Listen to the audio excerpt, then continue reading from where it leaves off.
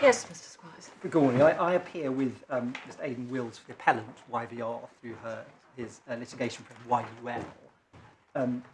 My other friends, was Joanne Claimant, Casey, and Zoe Gannon, appear for Birmingham City Council. Yes.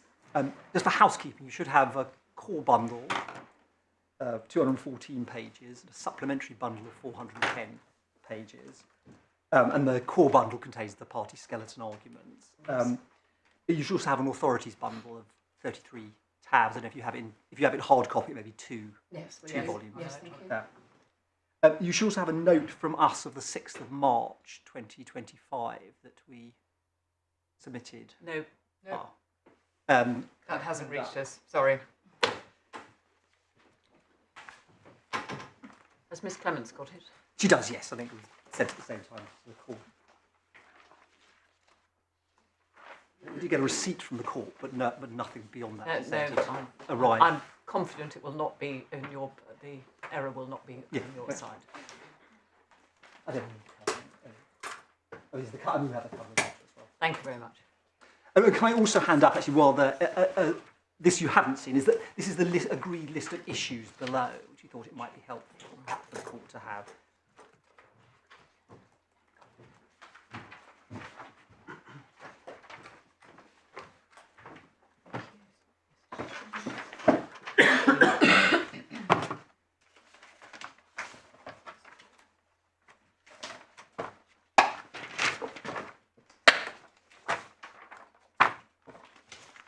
So, was an application made for leave to file a supplementary skeleton? Thank you very much. No, you'll see in the covering letter, we weren't sure whether this counts as a supplementary skeleton because it was it was a no. Really? But we explained in the covering letter, I think, that if it was, why we say that the supplementary skeleton. Sorry, this is clearly a supplementary skeleton filed in response to the respondents, and they should have been given an opportunity to object. But we see in the covering letter, we made the application in the letter. Pursuant to the practice situation. If it was a supplementary skeleton, we explain why we submitted it should be admitted. I say it's really to assist. Well, it says the appellant doesn't consider this constitutes a supplementary skeleton. But then we explain if it is. Apologies if that was our error, but we attempted both. We said why, if it was, it satisfied. It was really just to assist the court and to see what we were going to be saying in response to a particular point. That Birmingham would raise, but I'll deal with it I don't think there's any need for the court to read it now. Is that the point about the sort of governance, about who took the decision, who was authorised? Yes, the Constitution. It didn't strike me that was live below, that was an issue that the judge dealt with at all. She didn't, but it was live before her. We made submissions. You'll have to help me with that, because I couldn't find it in your original statement of facts and grounds. And so the proposition on appeal that there was no evidence to deal with that point felt to me a bit wide of the mark, because if it wasn't raised below as an issue fairly and squarely before the judge, I may be speaking out of turn, you may be able to show me that it was an issue squarely before the judge that the judge then just failed to deal with for some reason. It was certainly, I will deal with that, it was certainly raised fairly and squarely before the judge. We deal with a note about the handing up, we handed up the Constitution during our reply. During your reply? We did. We made the point. We had understood it was. Again, I'll explain when we get there on ground one. Well, can I just put a flag, put a marker down then that I don't feel. I feel that I'm worried that this court is being asked to enter into areas of very close factual analysis when that's really not our job. Yeah. Again, I'll come to that. I don't think there's any factual dispute in relation to this ground. It's an entirely legal one as to who had the legal. Ms. Claimant looks doubtful.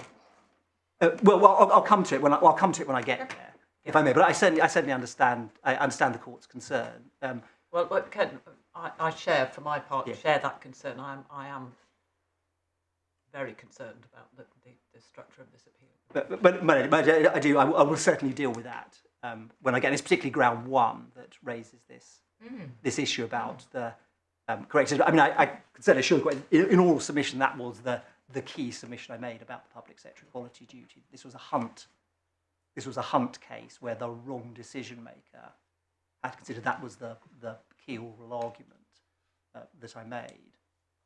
Another aspect of this, if we're going back to basics, is to identify, please, the actual decision which is under challenge. Yes. Which is, I found quite hard to pin down, and I would like to be told quite soon what it was and where I find it. My Lord, yes, I will deal with that as well. Again, that's the principal response, as I understand, on ground 1 relates to what the particular decision was that we were challenging. Just one final thing before you launch into your submissions, Mr. Squires. I see from Lady Justice Fawkes granting of permission this matter was to be listed for a day, so I'm wondering why it's listed for a day and a half. The parties thought that a day and a half would be needed and wrote into the court, and the court agreed to list it for a day and a half. I think we can. You're not going to go into a second day, are you? We can try. I think it was my own friend thought a day and a half would, in correspondence, and I agree with that. Right. Okay. Well, you have got a day and a half, obviously, but yeah. Well, I'll try and go as quickly as I can. No, you must cover everything you need. Yeah. I'm obliged, mate.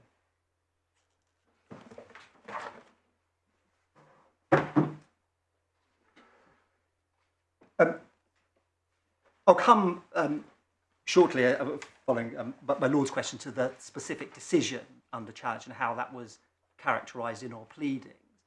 But in essence, the case is a challenge to the legality of Birmingham's charging policy for adults with social care, and in particular one feature of the charging policy, which is that, save for a limited exception that we will look at, Birmingham takes the maximum that it can that's permitted. I'm sorry to interrupt so soon, but your appeal is not against the way the judge dealt with Norfolk in the Article 14 point. Are you trying to rehearse that? I thought the appeal is about the PSED. No, the article and ground 5 relates to Article 14. So I read, and so I need some clarification on your ground Of course. 5. In your skeleton, it seemed to me that you were saying you only get to ground 5 if it is established that there was a failure to consider the PSED. Now, that's the point in broad terms that's raised by grounds, I think, 1, 2, and 3. So, am I right to think that, and this is a point that is made against you, if you lose on grounds 1, 2, and 3, do we need to look at ground 5 at all? No, I think that's correct that you don't. Okay, I so think the it's way into ground 5 Correct. is purely a failure to consider the PSED. Correct. And then it's something along the lines of an argument that if you had considered the PSED, you would have come out in a different place. Is that Correct. roughly speaking? That's correct, man. That's correct, man. Yes. So the ground 5, and again, this was squarely how we put the case below, was that in deciding whether a measure is proportionate, if the decision maker hasn't considered the correct equality issues, that leads to a whole series of different consequences, particularly about margin of discretion, but also around justiciability, and whether there's evidence to establish proportionality. So my lady's absolutely right. We get to ground, if we lose, if the correct decision maker considered all the correct equality issues, then we accept, or that would deal with our ground 5. So I need to establish, so that again, our case, as it was squarely put below, as equality issues were not properly considered. This is an Elias, Cole, JFS type case. There are a series of cases in which decision makers didn't properly grapple with equality issues, and that had a series of consequences for the analysis of proportionality. So I accept I need to establish a PSED, essentially, breach under 1 to 3 before I get to 5. Thank you very much. So that's why I do say that the challenge is to the legality of the charging policy and a particular aspect of it, which was that it takes the maximum in charges. There's one exception which we'll look at, but it takes the maximum in charges from the adults who social care is provided for. And the policy, and I'll say a bit more about this when I come to the decision under challenge, but the policy that was a feature of the policy as it was before the judge below, and that was the policy of the 27th of January 2023. But it was also a feature of all the predecessor charging policies going back at least to 2016. And we'll see this confirmed, this was common ground below, it's confirmed in the Birmingham's defence, that since 2016 the policy has been subject to minor revisions, we'll see this is paragraph 23 of their defence below, but the material principles applied have remained those decided by the Council for introduction between 2014 and 2016. So that key principle has been in the charging policy since at least 2016, that Birmingham will automatically take all permitted charges for social care. We'll see that there's one exception. And we'll look shortly, and I hope briefly, at the legal regime governing charging for adult social care. It's in the Care Act, regulations and mandatory statutory guidance. And the way the regime works is local authorities don't have to charge. It's a discretion. If they do charge, there are certain mandatory disregards, which we'll see certain sources of income, includes income from employment, includes the mobility component of disability benefits, includes disability-related expenses. So in our client's case, that's things like incontinence aids. And it includes a sum equivalent to the minimum income guarantee, or the MIG, which is to cover the very basic needs, utilities, food. Beyond that, local authorities have a very wide discretion. I say there's nothing that compels them to charge, and nothing that compels them to take the maximum in charges if they do charge. And not only is there no obligation... Sorry, can I just check? Yeah, So, there's no suggestion on your part that the detailed analysis of what you've just summarised there are set out by the judge. That's not in any way changed. It's not. No, I was hoping to be helpful by way of introduction. No, that's fine. Just yeah. It's just obviously I've been through Yeah. the judge's judgments and cross-referenced it to the various acts and so on. I just wanted to be clear in my mind that you weren't suggesting the judge had got that wrong or misinterpreted it or... No, she was entirely correct. We respectfully say on that. I think both parties agree about the structure of the charging regime. Thank you. So it's, and again, I think this bit is also not controversial. It's mandatory disregards and then a very wide discretion.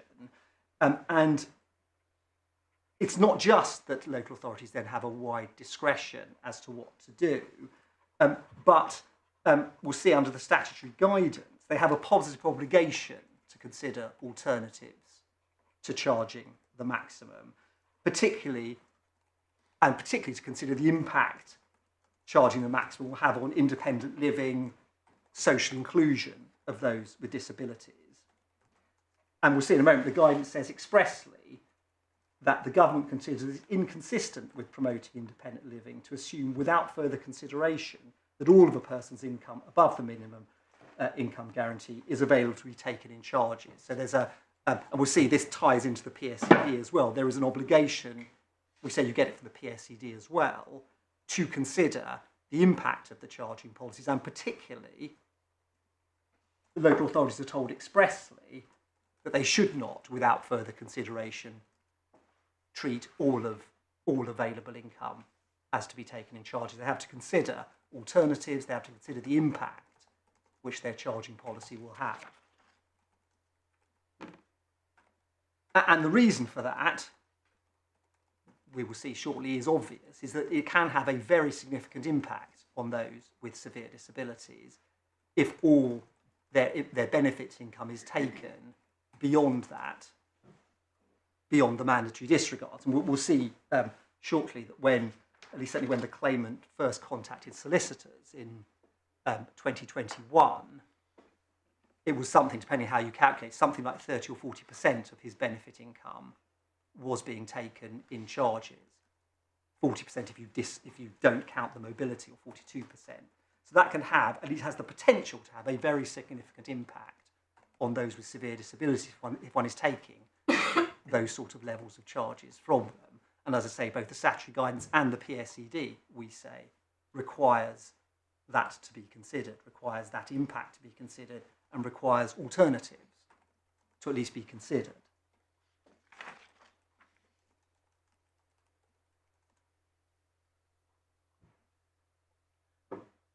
And the claimant sought to challenge the charging policy, and specifically the provision taking the maximum in charges that element of it was the impugned element, the element that was said to be operate in a discriminatory, disadvantaging manner, that particular choice. And you'll see the grounds, and again, I will come to the decision on the challenge, but you'll see the grounds are summarised in paragraph 41 of the judgment, page 82 of the core bundle.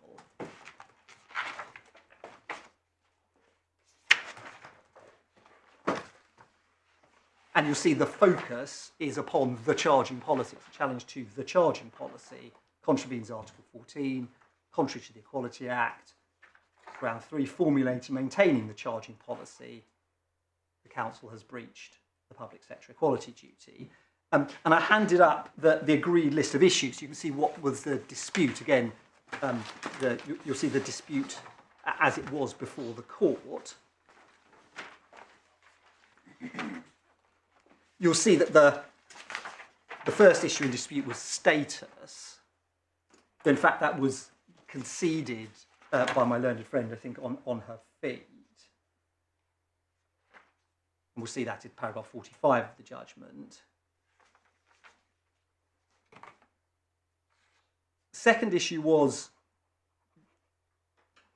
disadvantage. And again, I'll come to this, but the judge found there was I don't know how to pronounce it, potential phlemenos discrimination. She gave you the benefit of the doubt on that, as I read it. I mean, she was a bit inconclusive about whether there really was a comparator on that part of her judgment. She couldn't really see one, but she said that, as I read it, giving the benefit of the doubt, the best way I can look at this is it's a phlemenos deficiency in that there was a failure. It's quite complicated, but she says there's a failure, an arguable failure by the local authority not to treat people like the claimant differently from others because the local authority should recognise that their disability means they can't work. Yeah, I think that's a correct sum. It's 78, I think, is her. Well, 75 is where she says, I take very seriously, however, the need for extreme caution before contemplating disposing of the Article 14 challenge on grounds such as this. Yes. I think so that may well be a fair reading. I think we have to be careful how high you put it. Yeah. But yes, I think the way she, yes, I think that's very fair. I think the way she put if it's an arguable finding, it's paragraph 78, deliberately, the local authority deliberately chosen not to address a systemic and discriminatory problem with a statutory default, which is the work.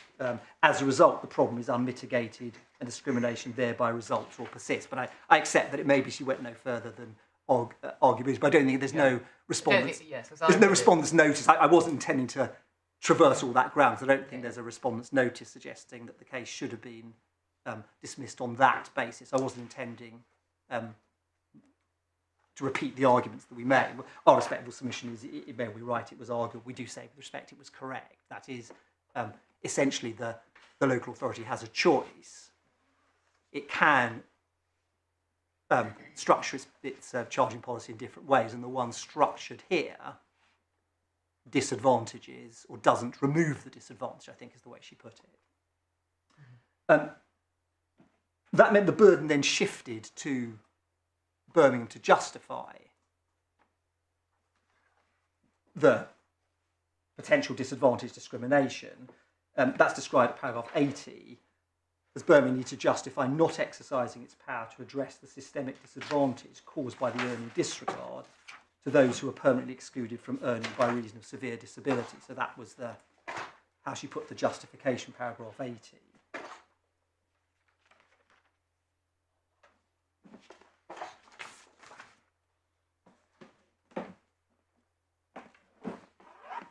And I will go, when I get to our final ground 5, through the justification in a little bit more detail, but essentially it was found there was the legitimate aim was found to be dealing with Birmingham's current budgetary crisis.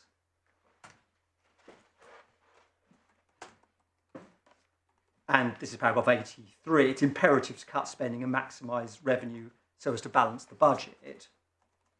And again, we'll look at the parts in a moment, but just by way of introduction, we'll see where we get to the arguments that we make. The key paragraphs from our reading of the judgment, paragraph 93 and 94, which is that the right balance has been struck. essentially. And a moment we're just glancing down, I will go back to them, just those two paragraphs.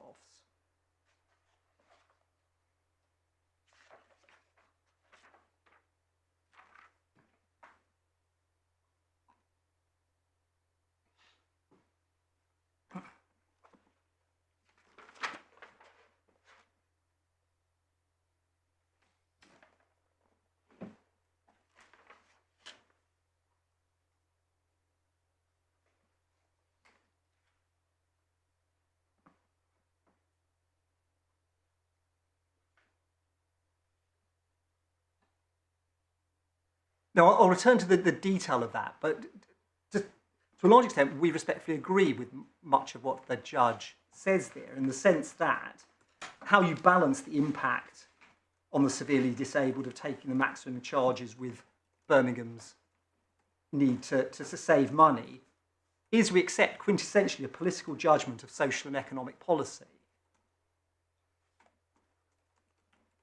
How you decide to be as fair as possible to all of Birmingham's taxpayers, how you decide who should make sacrifices given the current circumstances, again, are policy judgments, policy and political judgments. And we accept that if those political judgments of social economic policy have been taken by democratically accountable decision makers, if they had balanced the impact on the severely disabled as against the financial imperatives of getting a proud city with an international reputation back on its feet again, it's clear we accept that considerable deference will be appropriate for that kind of decision. Indeed, we'll see when we look at SC, this is Lord Reed in SC, the two-child benefit case, there may simply not even be legal standards that can decide those sorts of questions, how one weighs Birmingham's need, desire to save money in the current very difficult times as against the impact. There may simply not be legal standards by which one can say, well, that's disproportionate if the decision maker has in fact made that decision. And that is why it is the critical point on our appeal, and again, I will go through how the case was put. So what do you mean by if the decision maker has made that decision? How can anybody other than the decision maker? If a democratically accountable decision maker has balanced the impact of. So you mean if the decision maker is somebody who is democratically accountable? Is that what you're saying? And if the person who is making decisions about Birmingham's budget has in fact considered the impact on the severely disabled of the charging policy. That's the key point, or the key issue before the judge and in the appeal, is if the correct decision maker has indeed sought to balance financial imperatives as against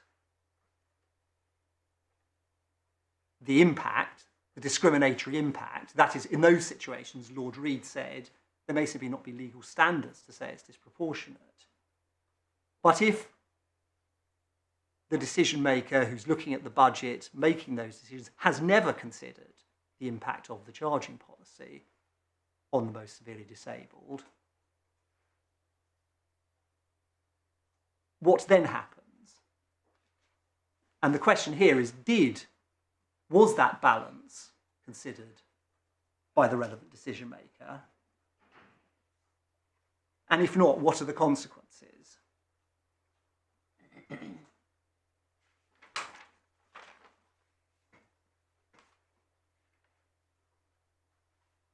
And to answer that question, the key issue is, who is the relevant decision maker?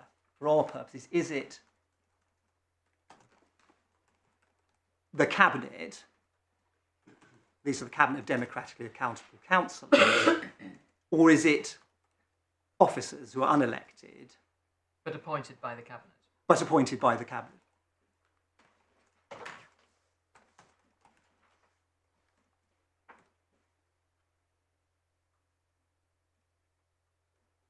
And we do say, it is clear, and we'll see this on the documents, that the body that's making the difficult financial decisions at the moment, quite rightly and entirely unsurprisingly, is the Cabinet.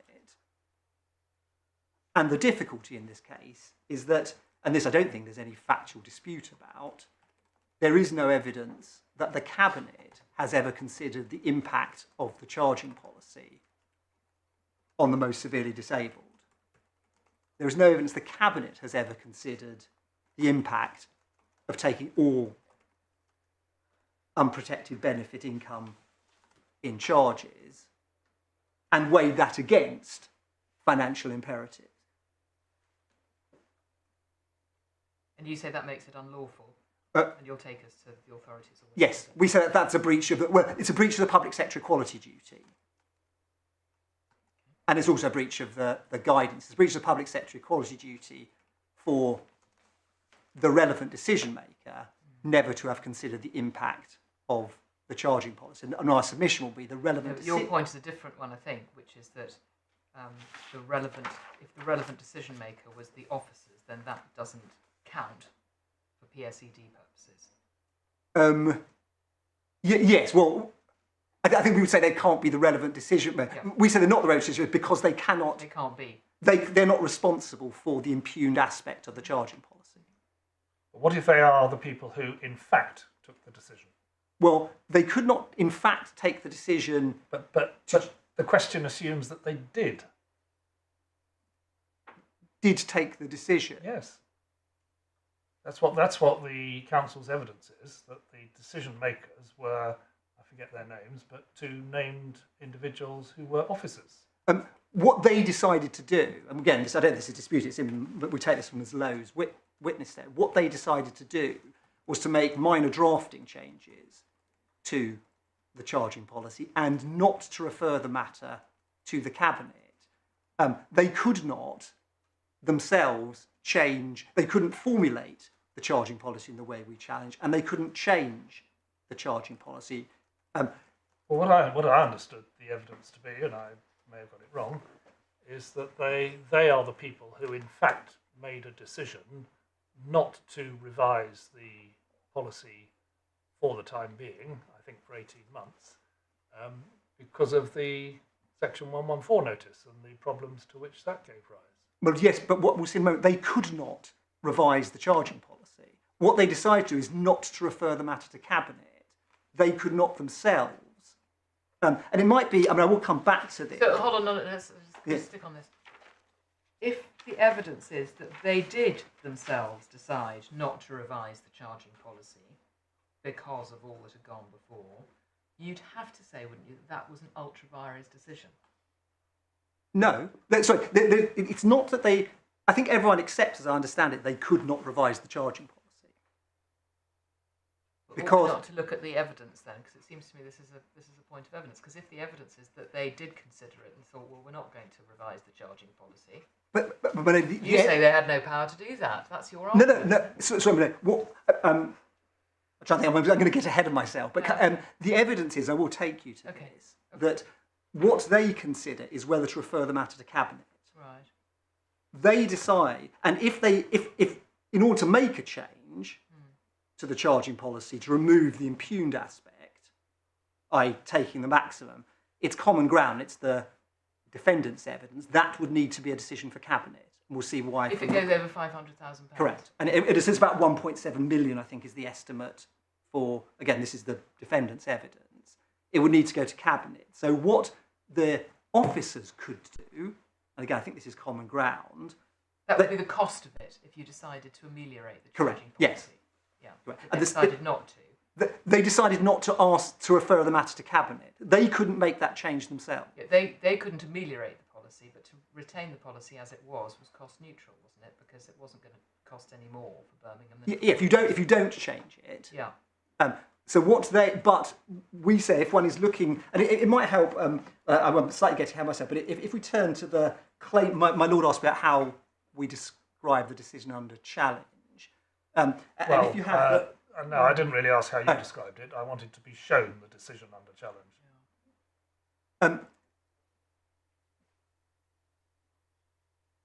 Well, in a sense, there isn't what we are challenging and apologies for this. Well, not to say there isn't a decision is not a very good starting point for a judicial review claim. The decision is to introduce and maintain the charging policy As was. as was. So it's the decision not to change it. The decision, yes, to maintain it and not to change it from 2016 till the date of the hearing. And that was a decision made by the officials. They could, well, so, and this will be the legal argument. Our submission is, in circumstances where the officials could not change it, it is not their decision. They could not change. All they could do is refer it to the Cabinet, but they could not change. Well, they weren't going to change. They made a decision not to change it. Had they reviewed it and felt it needed to be changed, they would have referred it to Cabinet. I think that's what you're telling me, isn't it? Yes, that is correct. But our submission is that the decision, which is the decision to formulate and maintain it in that way, can only be taken by the person who has the power to change it. Just picking away, then you say that the decision not to change the policy itself had to be referred to Cabinet because it was, in effect, a decision not to spend another £1.7 million. Not as far as Birmingham's constitution is concerned, but as far as the PSED is concerned, at some point, the body that formulated the charging policy and who had the power to change it had to consider its impact on the most severe. So you're saying it had to be referred to Cabinet? In order to discharge the public sector equality duty, Cabinet had at some point to consider the impact of the charging policy. So do Cabinet have to consider every decision that is made? They have to specifically decide whether it satisfies the PSED. That can't. If they're the relevant decision maker, if they're the ones that formulate the policy and can change it, yes. But the officers have the power not to change it. And they decide not to change it, and in the course of doing that, they consider all the equality implications under the PSED. Well, look, can I answer that by analogy with the Hunt case? I don't know if the court has had a chance to look at it. This is the case. It might help just to turn it up. Certainly. And for my part, can I put in an early request, please, to go to the decision, the evidence about the decision, and perhaps do that at an early point because it really helps me to anchor these submissions. But if you want to go to Hunt now, that's fine. Can I return to the order I was going to take the submissions? And I promise to deal with all this because I'm slightly worried I'm going to end up confusing myself. Quite understand. Certainly the court.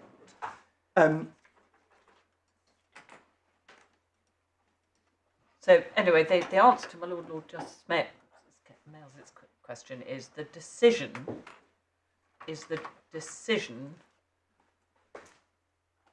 to formulate to maintain the policy. Formulate and maintain. Formulate? Well, formulate is 2016. You're way out of time for that. Well, in a sense, it's ongoing because it starts in 2016 and you carry on. So it's a policy that's applied since 2016. You can see what the agreed list of issues was in paragraph 5 in relation to the.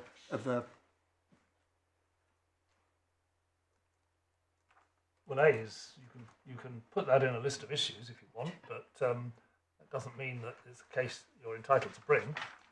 Well, and the judge, I think, paragraph 41, found that we had permission to run that argument. And we'll see that's how all the parties approached the case as well. We'll see in a moment.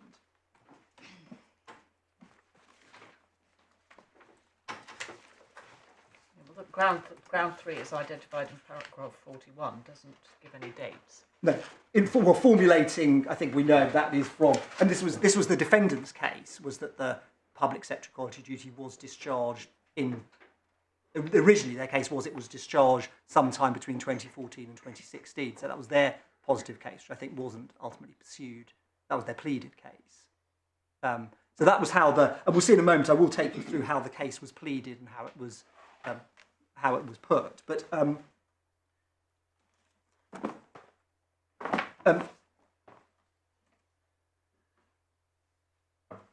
the ground 1 concerns the judge's decision. As we'll see shortly, this is ground 3, that it's not entirely clear the judge found.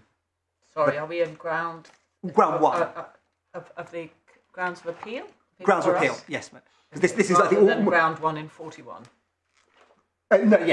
Sorry, ground 1's of appeal, which deals with ground 3 in 41. Thank you. So I was going to go straight to that, because I think a lot of the questions I hope to be able to deal with when I deal with ground 1 of our appeal. Thank you. And insofar as the judge found the public sector equality duty was discharged, he found it discharged by what she described as the post-Norfolk review process. And these were the consideration given by officers to the charging policy between 2021 and 2023.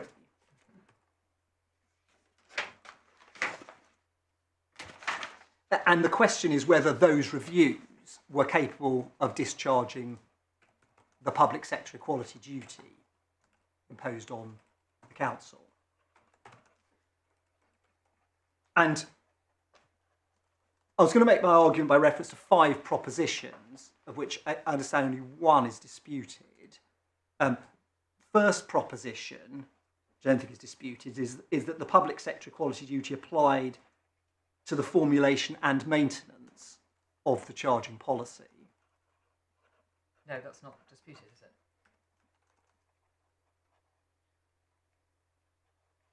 Sorry, that's not disputed. I understand that not to be disputed. Yes, I think it's only the 4th. PSCD, as I understand it, is everybody agrees. Yeah. So the judge said something a bit weird about this, but it's a continuum. Exactly, precisely. Continues, applies to formulation and... Melody, yes, there was some pleading about that. I made very clear at the hearing that we accepted it applied to the formulation of the charging policy, whenever that was. It was before 2016. And it applied to the maintenance. So it's an ongoing, continuing obligation. You have to keep it under review. Thank you. So we never argued that the PSCD didn't apply to the post-Norfolk review process. Our argument was the post-Norfolk review process discharged the PSCD. Thank you. So that's your number 1. Number 1. Second proposition is that the consequence of the public sector equality duty applying is that the relevant decision maker, I'll come back to who that is, as far as the formulation and maintenance of the charging policy is concerned, had to consider the impact on the severely disabled of formulating and maintaining the charging policy so that it took the maximum in charges. And the relevant decision maker had to consider whether that impact was justified or whether the impact should be in some way ameliorated. And that's also required by the statutory guidance.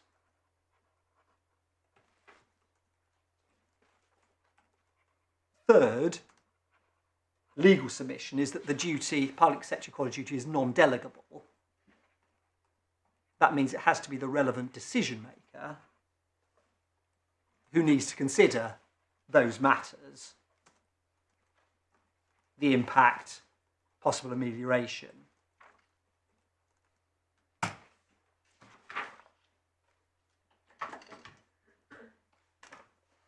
Proposition 4, which we understand is the one that's disputed, has 2 parts. The first is that the relevant decisions were the decisions to formulate and maintain the charging policy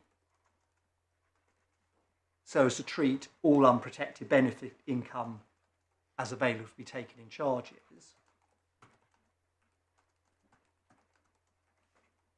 And for B, we say the relevant decision maker for those decisions was the Cabinet. And that is because only the Cabinet had the power to structure the charging policy in the way impugned, i.e. taking all relevant benefits in charges. And only the Cabinet had the power to amend the charging policy so as to adopt some other approach which might yield less revenue but would also substantially ameliorate any impact on the severely disabled. and I'll seek to make good those submissions. But that's why we say the Cabinet is the relevant decision maker for the decision to formulate and maintain the charging policy in the way impugned, because only they had the power to change it. So does that say they are the relevant decision maker because they are the people who ought to have taken the decision, as distinct from being the people who did in fact take the decision? They are the only people who, I mean, as I say, the decision of the officers, again, I'll come to this, is not to refer it to Cabinet. That does not turn the officers into the relevant decision makers for the purposes of the discriminatory impact of the charging policy. Yes, but if something is not referred to the Cabinet, they can't make a decision about it, can they?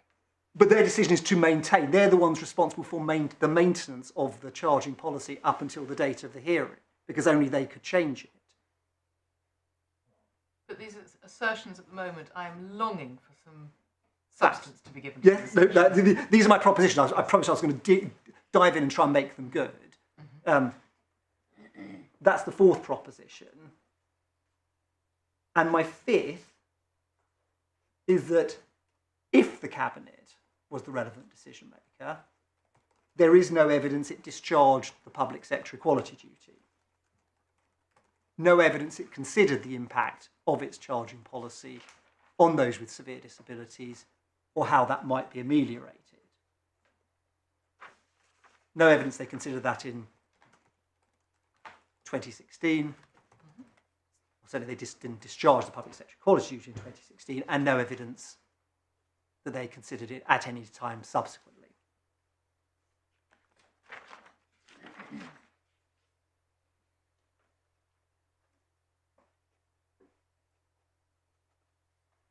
In terms of those propositions, as I say, the first had in fact been disputed in the defendant's grounds, that it was said in the defendant's defence that the PSE didn't apply on a continuing basis to later reviews, and we'll see that when we come to ground. That may explain if the judge did make the mistake she did, why she did, because that had been part of the defence, but I entirely accept, as my learned friend said, that certainly wasn't something that she pursued at the hearing. So I understand it's now common ground. PSED applies to imposition, the formulation and maintenance.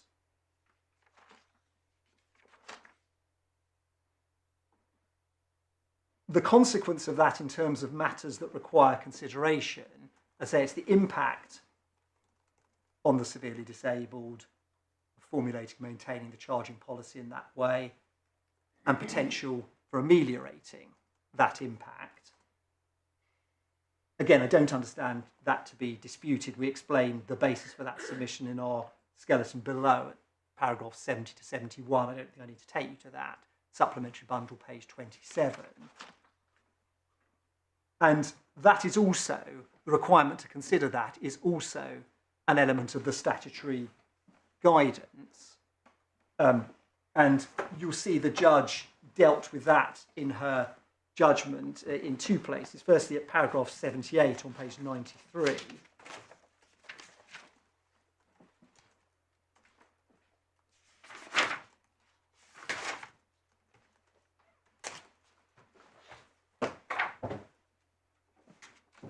You'll see the discussion of the guidance. I don't think you necessarily need to turn the guidance up. You have it in the bundle. But government guidance encourages the protection of income and discourages an unconsidered default assumption that all unprotected benefiting is available for taking charges. This would not, it says, be consistent with the principles of promoting social inclusion, independence, choice and control. Guidance positively encourages consideration of particular matters. And again, paragraph 87, page 96.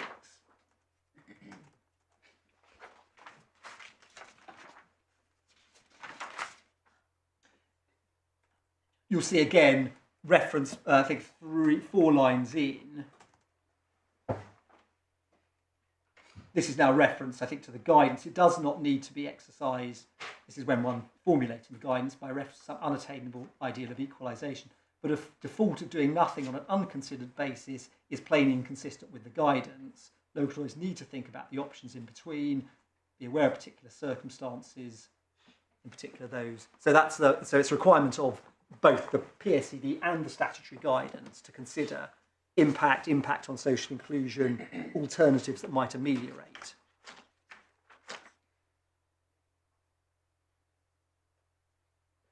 Third point is the legal submission that the public sector equality duty is non-delegable. That means it has to be the relevant decision maker who discharges the duty. And you'll see our skeleton, again, I don't think this is controversial, our skeleton before this court, page 26 of the core bundle. Paragraph 10C.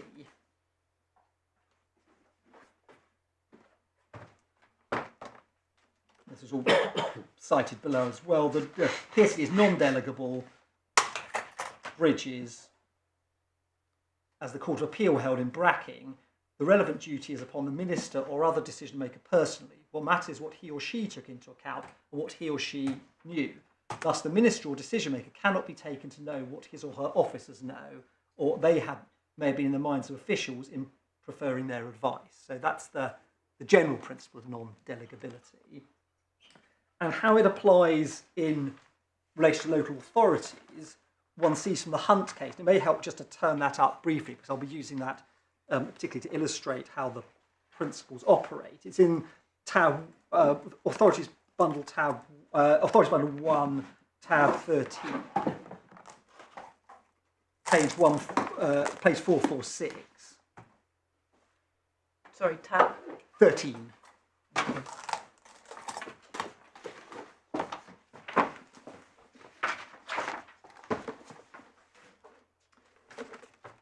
And you can see that what happened here from the head note. This is a challenge to a local authority's resolution to cut its youth services budget by a proposed reduction of 75%. And what had happened is that officers had prepared an equality impact assessment. There was a reference to it in the documents before the officers, but not the assessment itself. And the Court of Appeal held that that did not suffice, and there was evidence that at least some of the councillors had read the impact assessment. The Court of Appeal held that did not suffice. You have to show that all the councillors who took the decision had read the impact assessment. And the reasoning, it starts paragraph 78, page 474.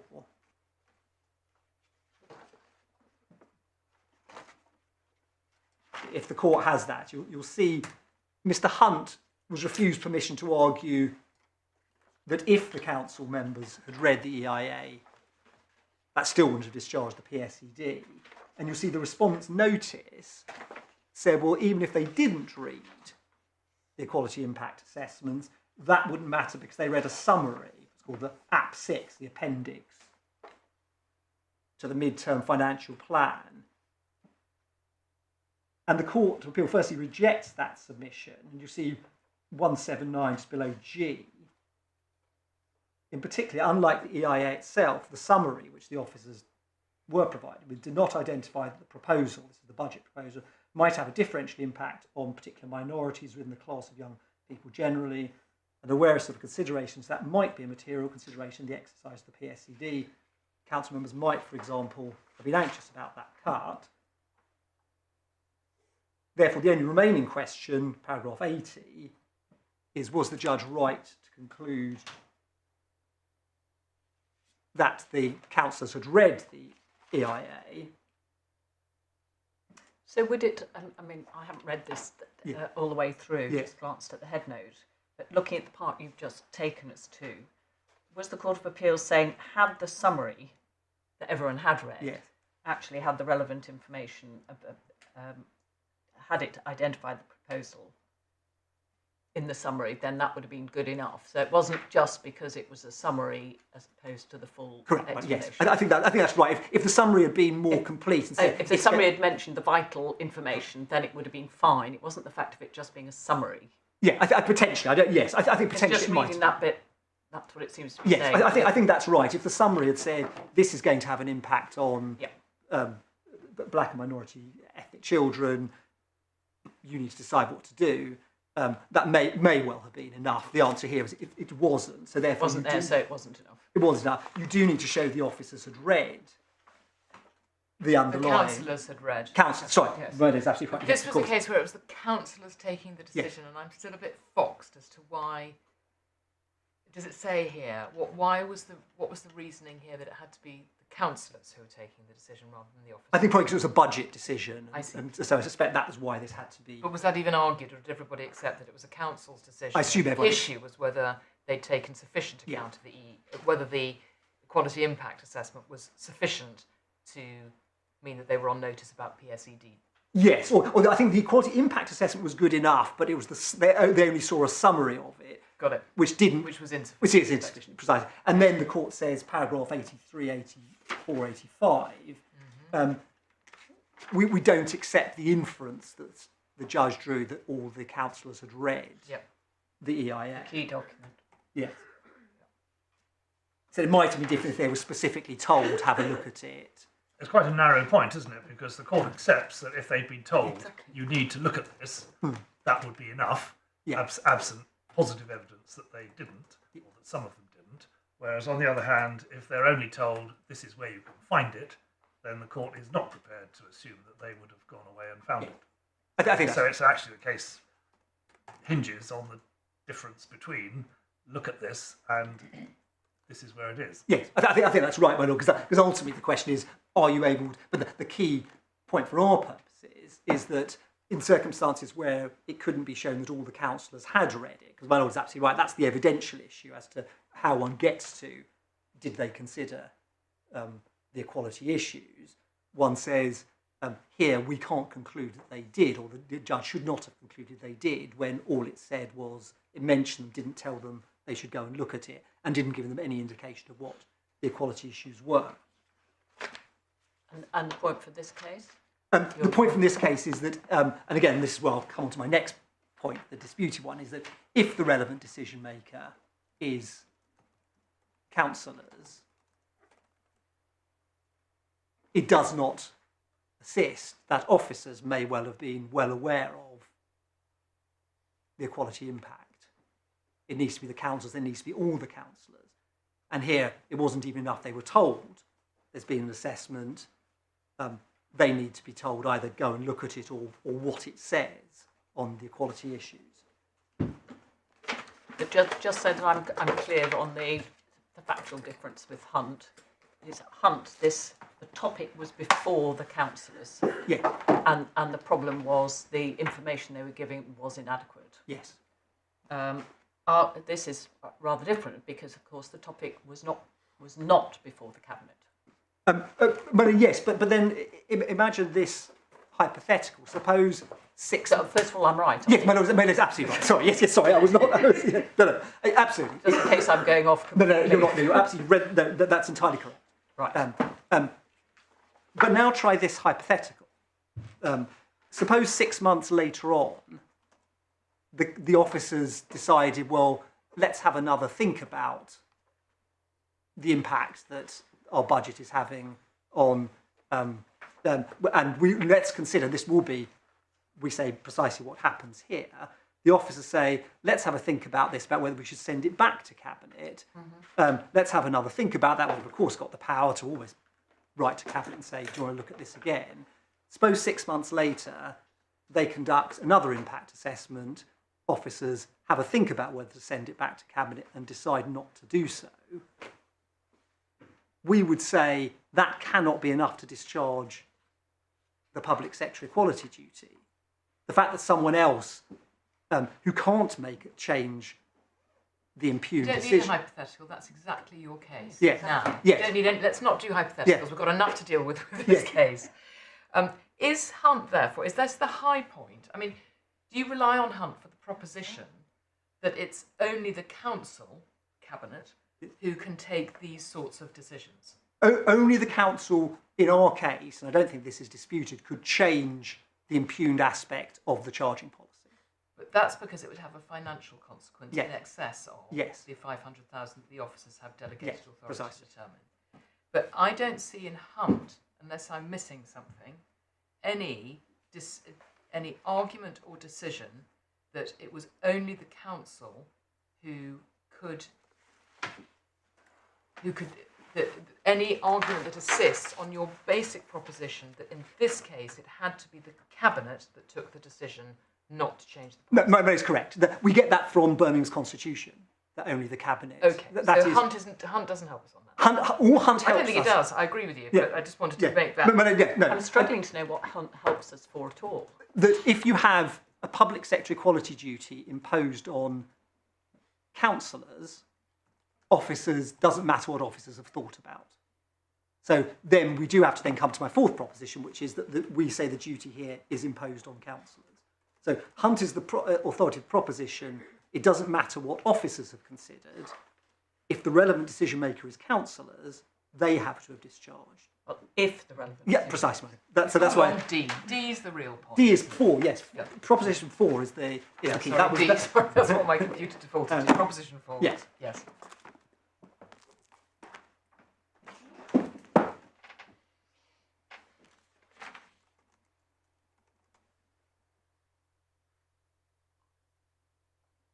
And Proposition 4 is that the relevant decision is the decision to formulate and maintain the charging policy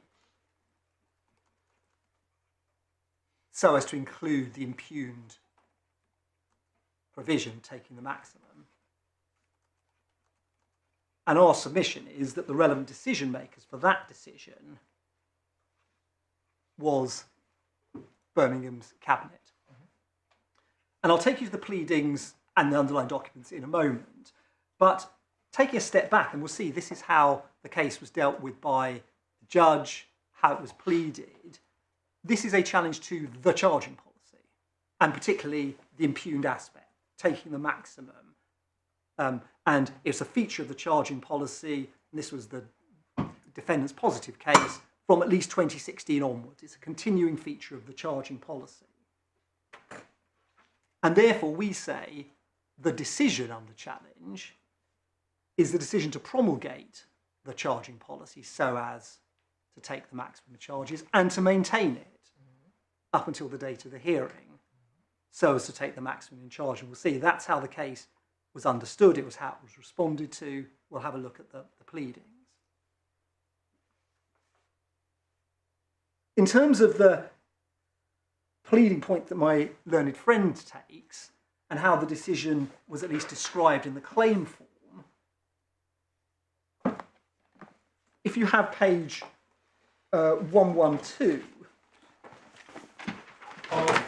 of the core bundle,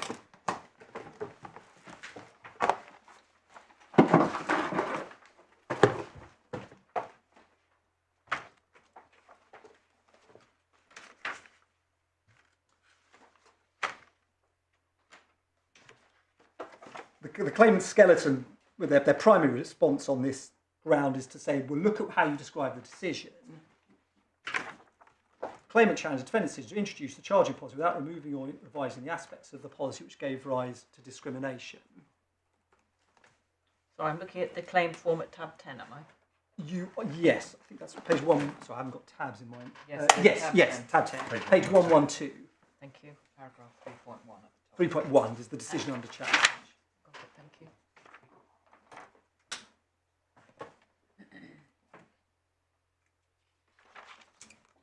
And this, Although you put that in terms of as it were, of a positive decision to introduce something, it could equally be described as a decision to do nothing. yes, the key Or a word. decision not to do something. But no, that's right. The key words are it's the failure to remove or revise the aspects of the policy which gives rise to It's discrimination. a decision not to change the existing policy. Yes, it's the maintaining. That's why it's the continuing this existing policy from 2016 onwards.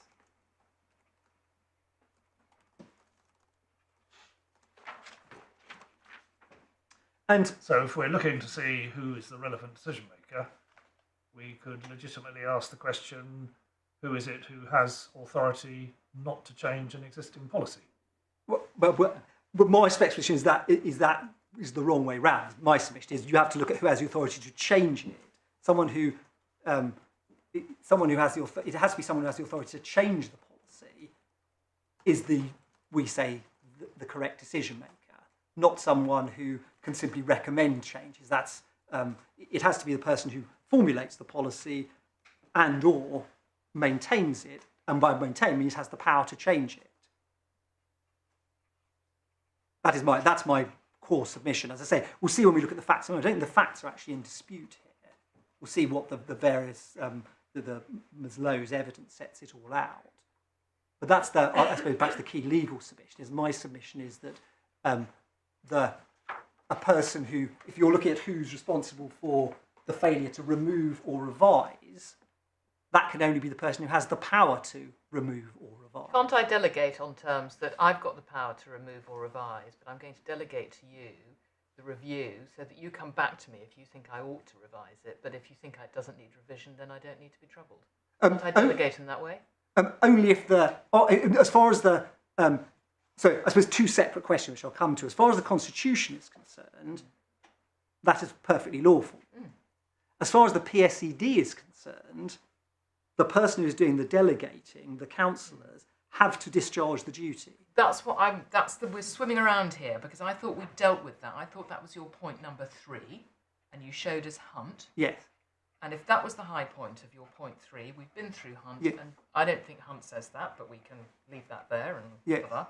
But I thought we were on a different point now, which was your point 4, that in this case, and I asked you this before, I said, what in this case means that authority couldn't be delegated to officers, and you said it was all down to the constitution of this council. So what could not be delegated to officers? Officers could not, in this case, remove or revise the aspects of the policy which gave rise to discrimination. Okay. And I'll show you the Constitution why I think that's common ground. They couldn't revise or remove the impugned aspect. And therefore we say they could not discharge, they are not the decision maker for the purpose of the public sector equality duty. I've got the submission. Yeah. If the public sector equality duty is a continuing duty, and it is only the council or the cabinet who can discharge it, how often does the policy on charging have to be brought back to cabinet? Every month?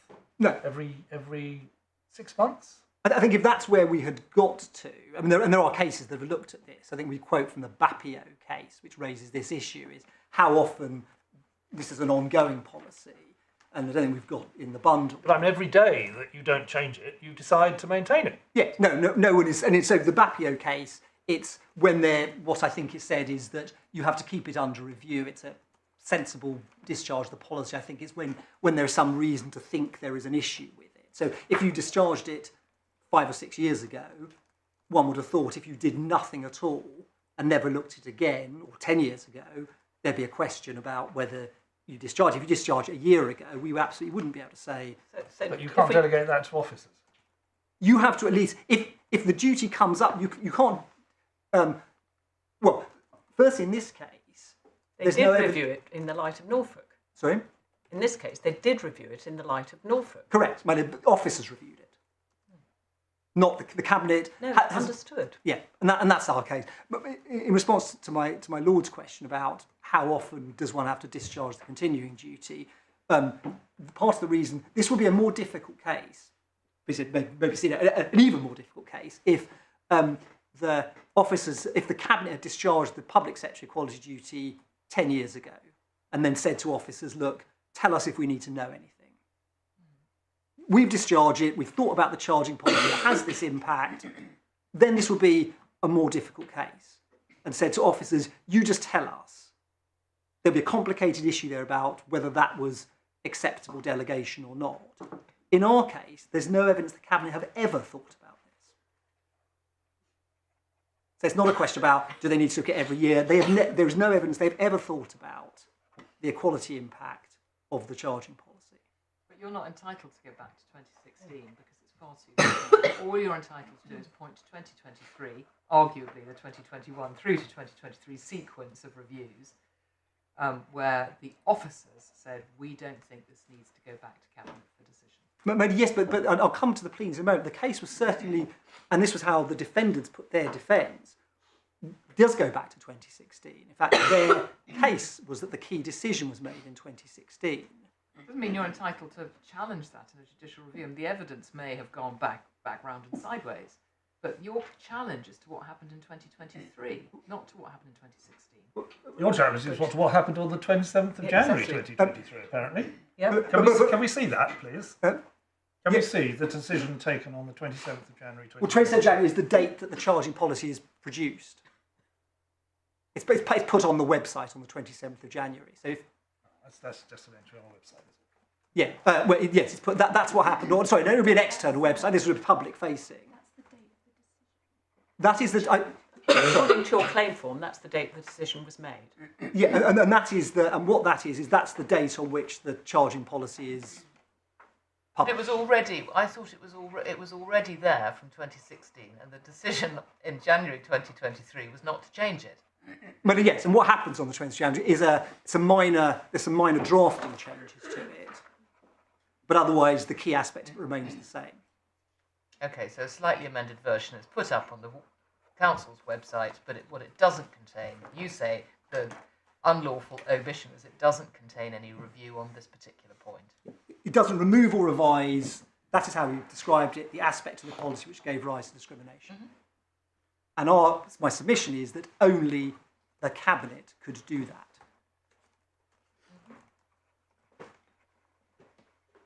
Okay. So you're going to help us with the constitutional documents, which I think is the other limb of your argument. Yes, mate.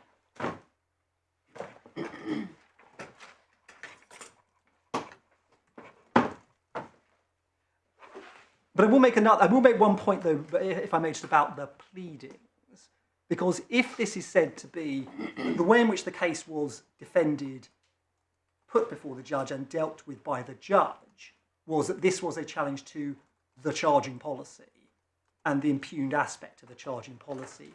At no stage, and we'll see this in a moment, was this defended on the basis that it was some particular decision taken or some decision-making process in December and January 2023, December 2022, 2023, that was the target. We'll see the pleadings in a moment, but that simply isn't the way in which this case was understood. Everyone understood it.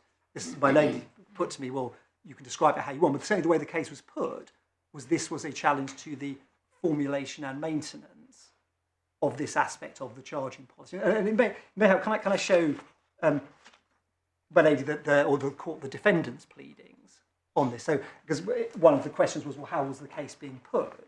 And if you have the defendants, Yeah. Thank you. The defendant's defence starts at 153. 183 is the.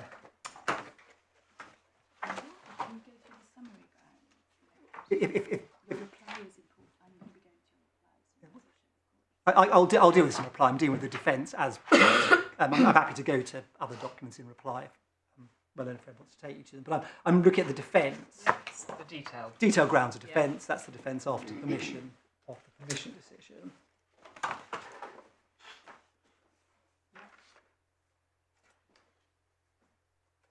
You can see paragraph 3 summarises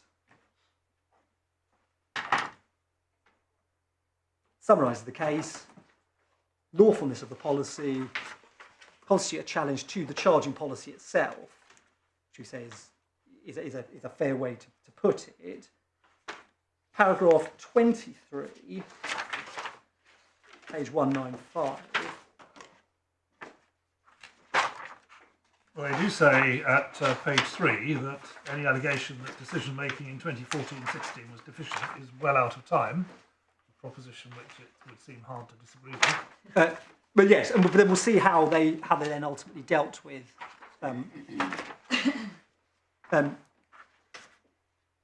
paragraph 23.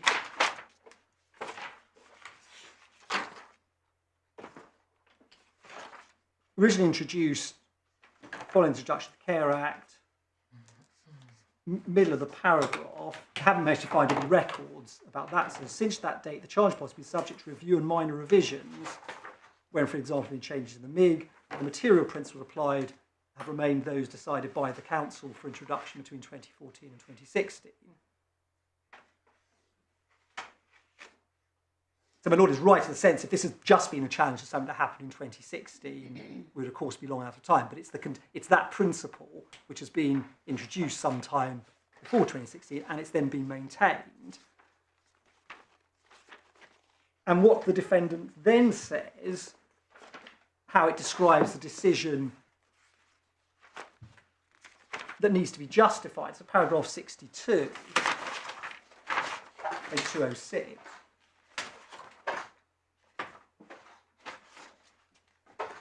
And what you'll see is the relevant council decision was taken between 2014 and 2016,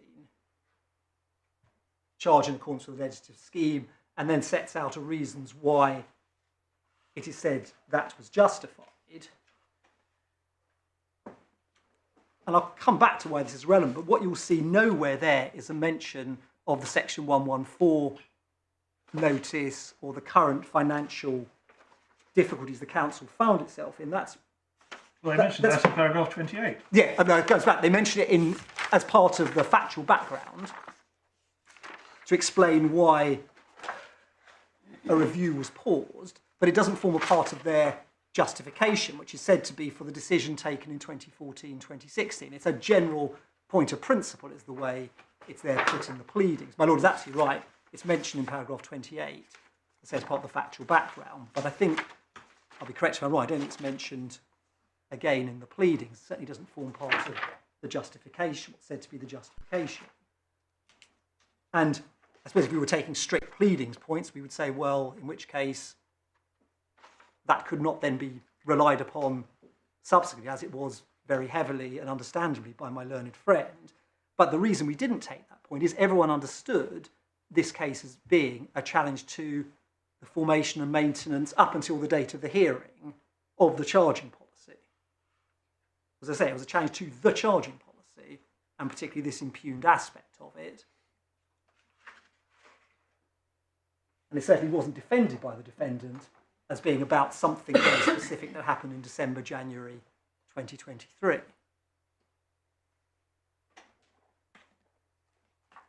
And then the public sector equality duty,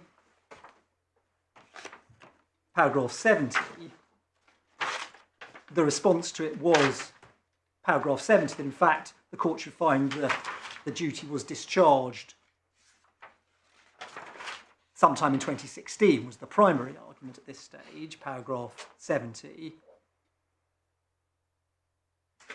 72 then relies on reviews, though, again, notably it's 2021, 2022 seem to be the reviews that are relied on. Not, again, what happened in September 2023. And then the fourth point, and this was the point that I referred to earlier, where it was originally pleaded, didn't apply at all to the reviews.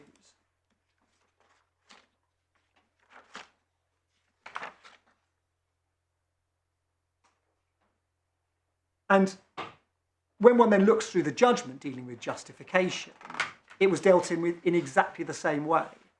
The judge didn't look at whether there was some particular justification to something that happened on the 27th of January 2023.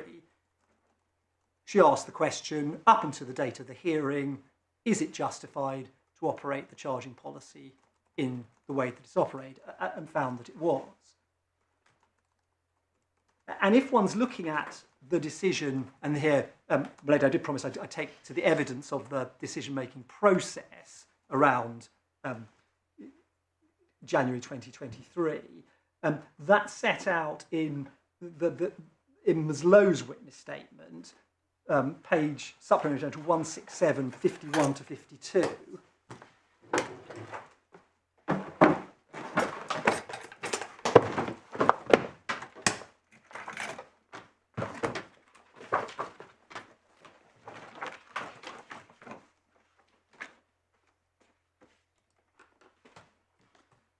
In fact, while the court's here, it might be worth the entirety of the reviews you'll see, in fact, are from 48.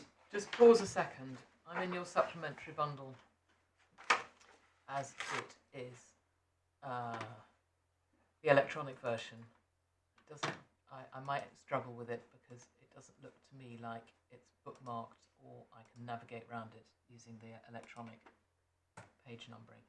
Oh. What number did you say? 167. No, doesn't work. I'm not sure we have my hard copies scribbled over. I've got a hard copy. It just... There we are. I'll use the hard copy. Right, 167. 167.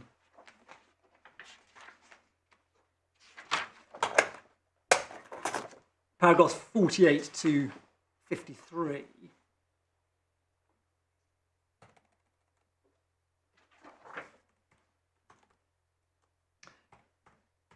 You see, there's a first review completed in 2021. 49 resulted in very minor changes to the policy. New policy issued 22nd December 21. Second review conducted by John Williams, Director of Adult Social Care. Another new policy, 28th September, no material changes. Third review, between October 2022 and January 2023. Decision maker, again, Mr. Williams. There's then some briefing documents which we will look at, but they examine different options for altering the charging policy. You'll see one is changing the MIG, that costs 2 million, 5 million. Alternative option, this is the one that I think I mentioned, disregarding the higher rate care component for all DLA, PIP and AA clients. As we'll see shortly, the cabinet, the charge point had not in fact been charging the maximum because there'd been what's described as an act of generosity to legacy, people on legacy benefits. This was a proposal that everyone who receives the higher rate care component, if they don't get nighttime care, should have that discounted. That would cost 1.7 million.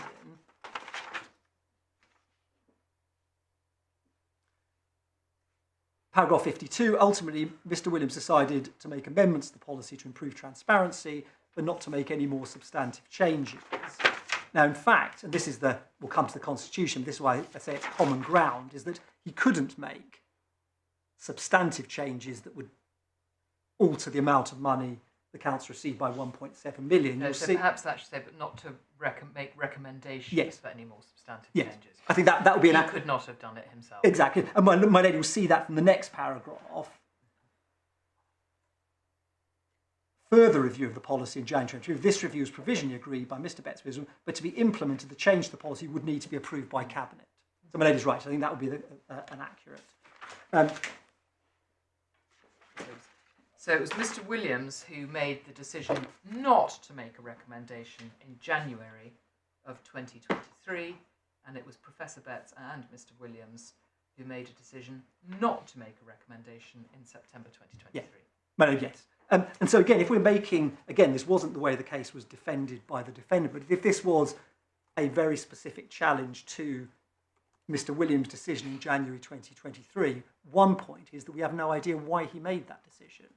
The entirety of the evidence we have is simply the same. We have no witness statement from him.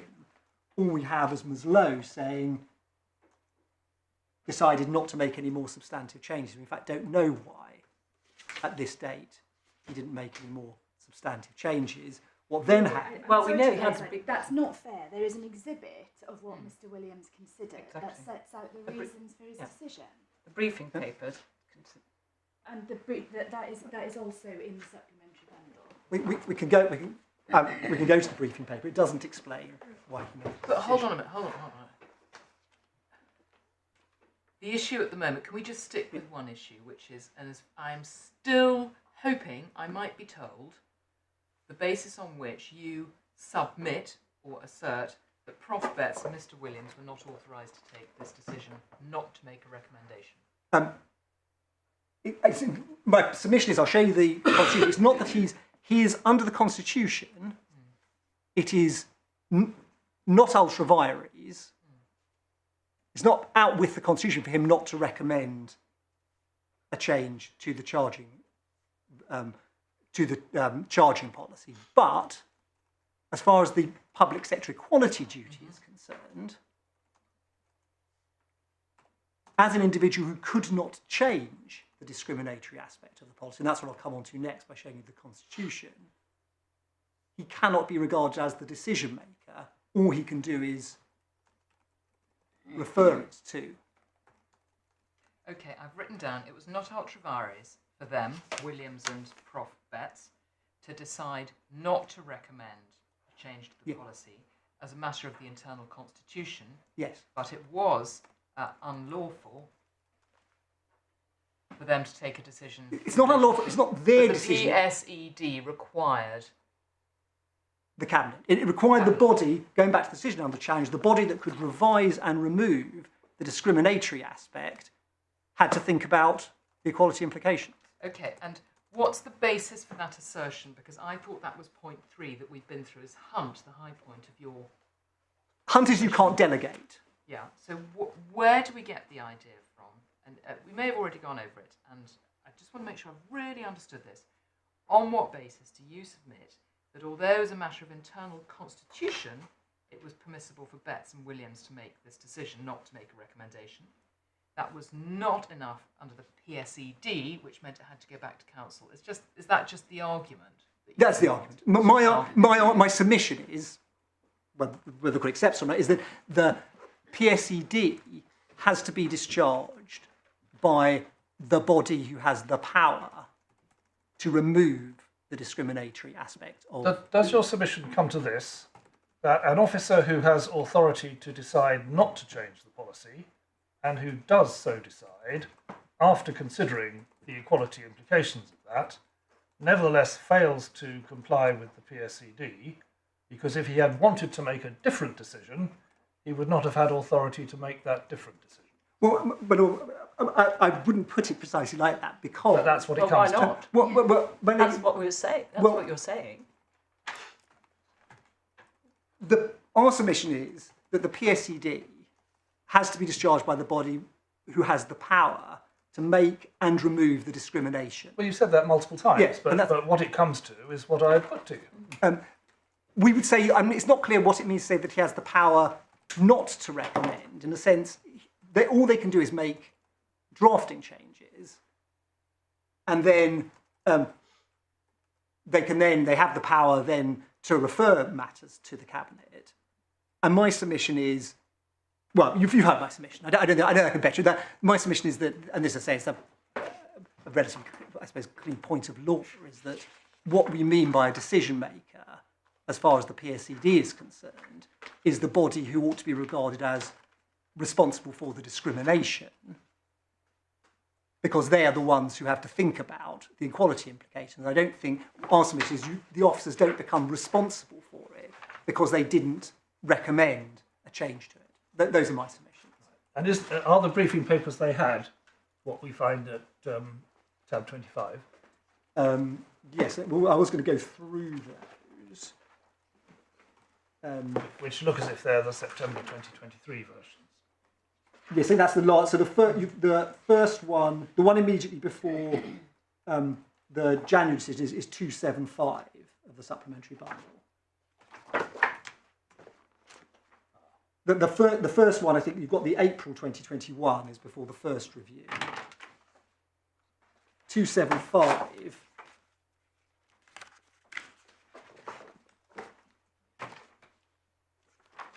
What date's 275? This is, I think it's from the index, is December. It's the 15th of December, my love. Thank you.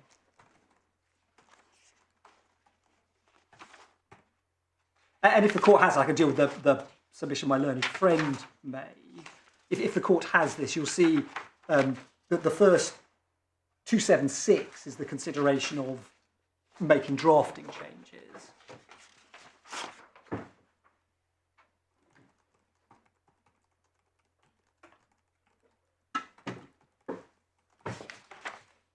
And there's then consideration of options. page 279. And what you'll see at 281 is disregarding the higher rate of DLA PIP AN, attendance allowance. And what you'll see is what the council was doing is disregarding that for those receiving disability living allowance and attendance allowance. For historic reasons, So you wouldn't dispute that these officers considered the impact and considered amelioration. What you're saying is they couldn't make the decision. For ground one, for ground two, which I'll come to, we do dispute whether they properly considered the impact. They did consider amelioration. We accept that. That's our ground two. This is ground one is just. But yes, for purpose of ground one, even assuming they did properly discharge the public sector quality duty. So there's the consideration there for, you see the bottom of the page.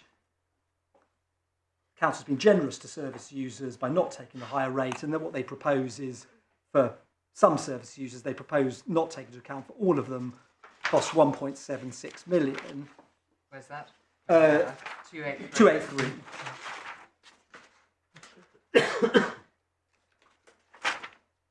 Third option is do nothing.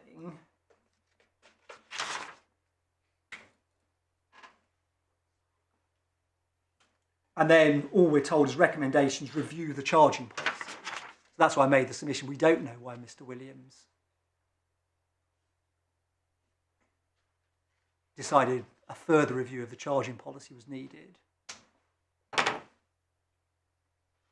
And certainly there hasn't been if that was the decision under challenge, there hasn't been an explanation or defence of that. That's why I said that one needs to understand this as formulating and this is what was before the decision non-makers, non-recommenders, yes. in January 2023. Yes. And what you say is we've then seen from the witness statement there was a further review and non-decision in September 23, and there's a further briefing note there. Correct, yes, that is right. After the Section 114 notice, we then have a further review in September.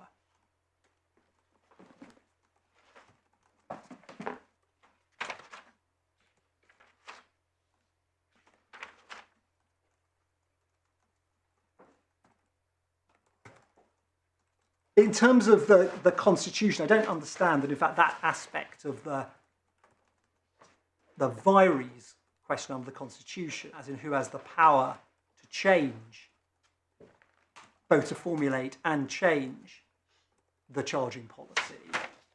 I don't understand that is disputed. We had understood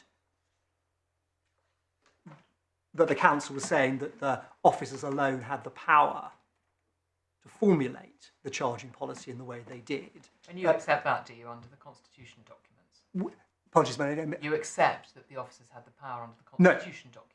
Not to and I understand it's now accepted, but I don't know if I correct me, I understand Monaco now accepts the officers didn't have the power to promulgate the charging policy in a way that takes the maximum in charges. But it may not be. I can At some point, probably in around 2000, it was that long ago, the substantive decision to charge and to take account of higher rate benefits was taken. That raises £10 million worth, roughly, of income for the council.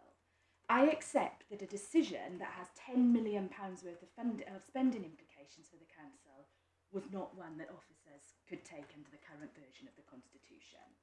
What we do say is that the versions of the charging policy that were actually under challenge were versions. So they do have the power to keep it under review. They do have the power to make the amendments that they did make to the charging policy. And as I understood Mr. Squire's submissions earlier in response to questions from Lady Justice Whipple, Mr. Squires accepted that under the terms of the Constitution, officers did have the power to make the amendments that they made to the charging policy. So insofar as that is common ground, as I understand it, between us.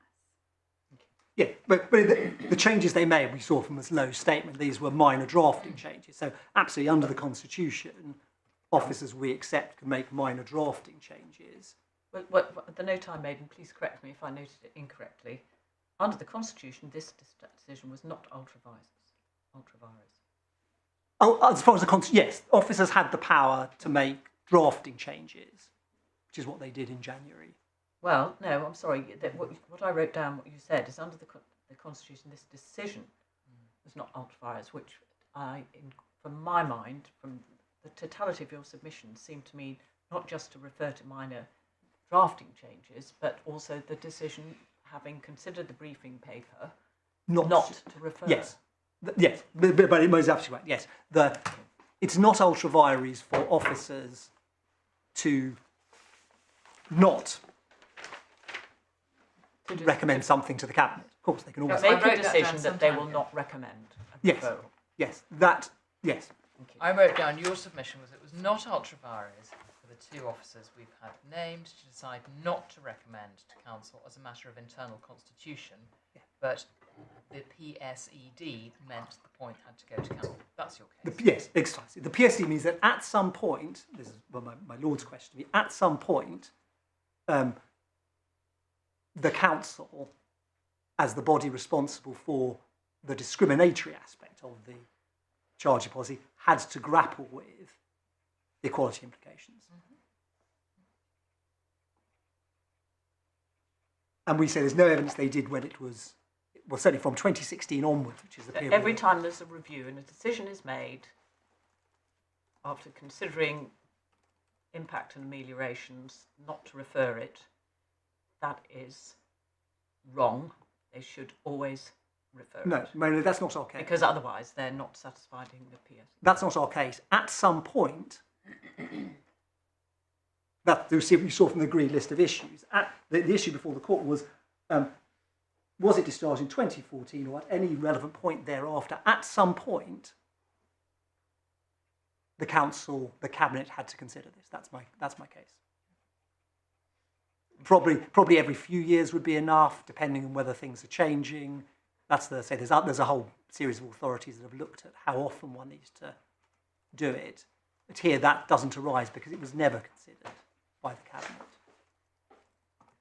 So at some point, that's why I say that the way this was treated was as a continuing act from 2016 onwards. At some point, the cabinet had to grapple with.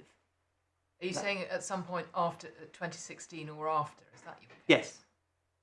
That was how the way it was put in the agreed list of issues. It was, and I think the way it was described, what we had permission to argue.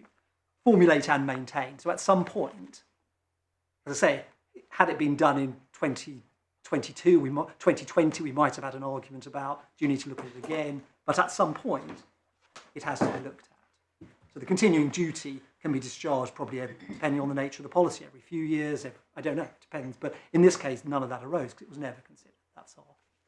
That's all contingent on your proposition that only the body who has the power to ameliorate the discriminatory angle of this policy, that it's that body that has to be the one who reviews the decision not to ameliorate. That body has to discharge yes, that's my submission. The body that has the power to remove the discriminatory aspect, or to put it in and to remove it, has to be the one that discharges the public sector equality duty. That's all. I don't know, I can put it more succinctly. That's our argument. I said I don't think it's disputed. The other aspects, I don't think it's disputed. I can take to the Constitution.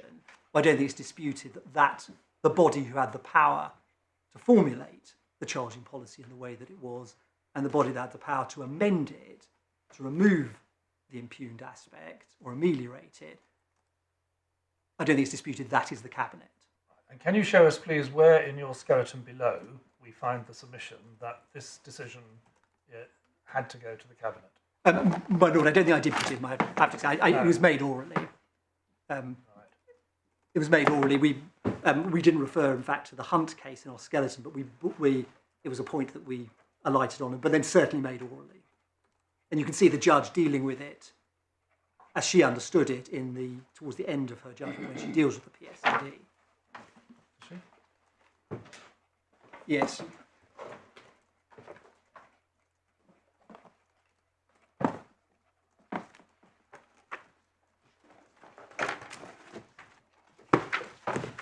Which paragraph is that? She deals with it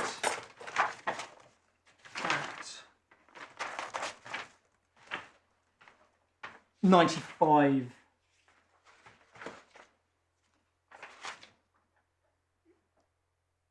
You see in the middle of the paragraph, he suggests it was taken at the wrong level in the council, not referred to the council cabinet. In particular, PSD.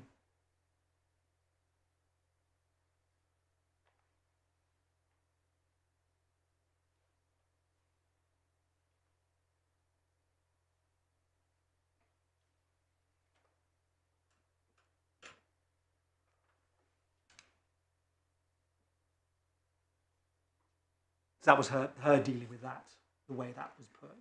My lady, I think the last sentence of paragraph 97, no systematic analysis of any potential ineffectiveness of the decision, that's the ultra vires point, was pleaded or put to me, and the substantive challenge indeed proceeded on the basis of its effectiveness. Yes, that's right, and that remains. That was the we maintain that was the position I maintained before you. There's no. It's not ultra vires the Constitution to make minor drafting errors or for officers to decide not to refer the matter. That doesn't breach the Constitution. They haven't acted unlawfully as far as the Constitution is concerned, and that remains our position. But that was insofar as the judge dealt with it. It was there. But the submission certainly was made. It was made by reference, I say, by analogy. But that was our submission before her. Before her below was the one I'm repeating to you now.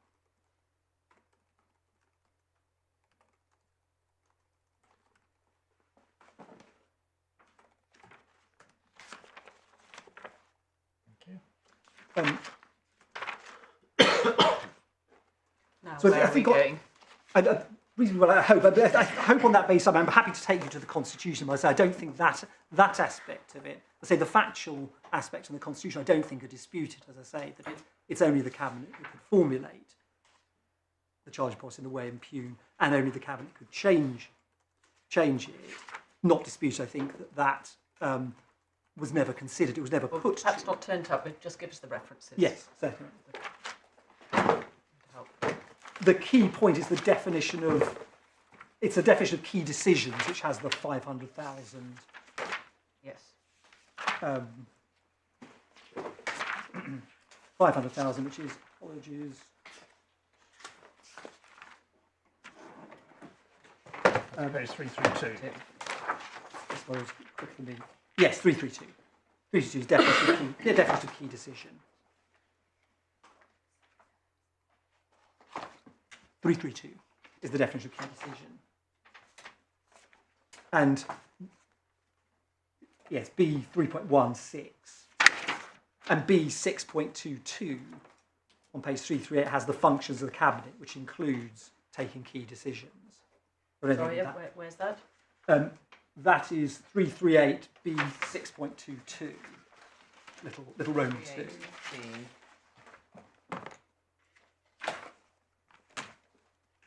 I'm so sorry, I missed 338, did you say? 338, yes. That's 6.2, Cabinet. Yeah, functions of Cabinet, take key decisions. Yeah. If one goes back a few pages, one sees what a key decision is. It's over 500,000. There's then a second level, which is Chief Officer, but with a Cabinet member. You'll see it, little Roman 9, which is between 200,000 and 500,000. The point of these rules is at 3.1.1, where it says that the primary purpose of the Constitution is to make clear who makes what decisions. Yeah. Then you might think you'd read down and it tells you at 6 what's a key decision. And the submission will be that because this didn't involve expenditure exceeding 500,000, it wasn't a key decision. So the Constitution, the aim of which is to clarify, makes it very clear that this is an officer's decision. And we accept them. And so so does it come to this, that actually you say the PSED almost overrides, or you need to read something into this Constitution or have a separate analysis? Because this isn't a comprehensive document. No. There are other obligations. No, the Constitution just says tells you who the decision maker is for different decisions. Yeah. the PSED then has to be discharged by the relevant decision maker. So we look here to see who the relevant decision maker is. Yeah. So just point to me where you say, where does it say, which bit of B3 3.16 are you relying on to say the relevant decision maker was the Cabinet? Because only the Cabinet could make a key decision, which is a decision which has more than £500,000, consequences of more than £500,000. This didn't have consequences of any consequences. No, but then it just goes back to my. It goes back a to different decision might have had, but this decision didn't. But the decision we're challenging is the failure to remove or revise, so as to remove the discrimination, and that is a decision that only the Cabinet could take. That's my. Yeah, but where does it say that? I don't understand where it says that in 6. Can you point me to the bit? It's the 500,000. The decision to this requires this is the factual point, is that I don't think it's disputed that to ameliorate the charging policy, so as to remove the discriminate or ameliorate discrimination. So you on 6B little second indent? Is that the one you rely on? Yes. A revenue project. So you're saying to ameliorate it would have cost 1.7. That's over 500,000. Yes. And therefore that had to be the It had to be the key decision. Yes. If it had been a different decision. if it had been a different exactly. Well, again, Well, we're going round in circles. You've made your point really crisply and carefully, and by reference to various different aspects. And I think we're all clear what it is. Yes. Yes, and as I say, but perhaps it does come down to the characterisation of whether perhaps it comes down to this: is the decision. Our submissions, the decision is to remove or ameliorate the discrimination. The failure to do that, and that we say can only be the decision by the person who has the power to do it. And maybe perhaps it could have been pleaded differently, but I'm slightly struggling to see how we could have pleaded it differently, other than that it was a challenge to say, that ongoing failure. And then it's the legal question: is who is the decision maker responsible for that ongoing failure? Thank you. And my fifth proposition, again, I don't think I need to take up any of the court's time with that, is that if the Cabinet was the relevant decision maker, there is no evidence that it considered the equality implications of, or certainly not evidence that would discharge the public sector equality duty. They've never considered the impact.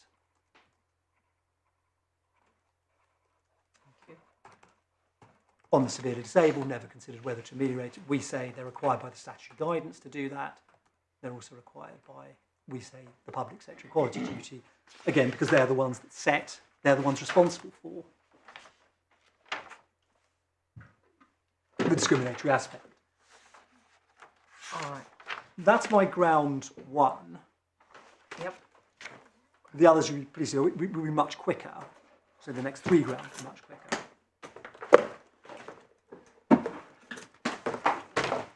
The second ground, that's ground one. I had assumed that the various reviews were sufficient to discharge the public sector equality if they'd been considered by a Cabinet. But our submission under ground two is that even if we're wrong about the correct decision maker, we say the judge nevertheless erred in holding that the review documents, which I'll take you to, were sufficient to discharge the public sector equality duty. So even if officers were the correct decision maker, the submission is, and I can make it. Right. What you were saying is that they considered properly amelioration but not impact. Yes. The court will see how the judge dealt with this at paragraph 100, page 99.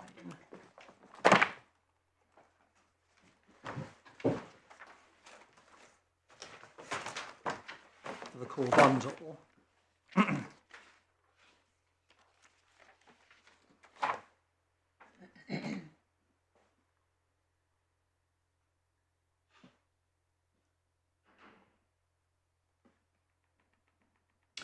Says she's referring to the post-mortem review, addressed the judgment in Norfolk. It was addressed by reference to legal policy and financial analysis of that judgment.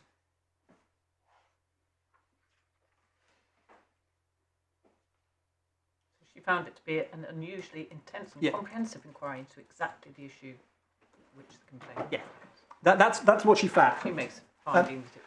Sorry, Melanie. So she felt satisfied. She did. Yes, precisely. That's where she found it satisfied. I have 3 propositions for this ground, but you're pleased they're much shorter propositions.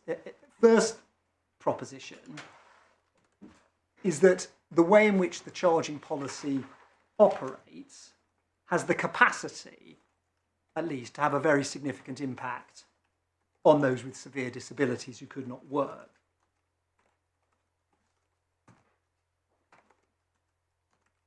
It may well involve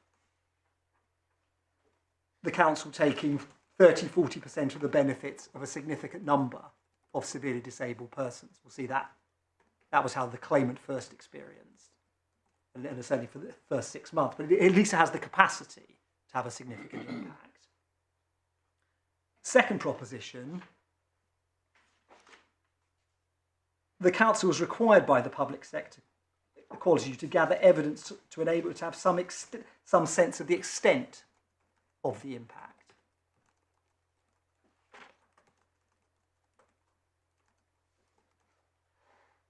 And third, this is respectfully disagreeing with the judge, is that at no stage did the council, including officers, including the post-North review process, ever assess the extent of the impact which the charging policy has on those with severe disabilities.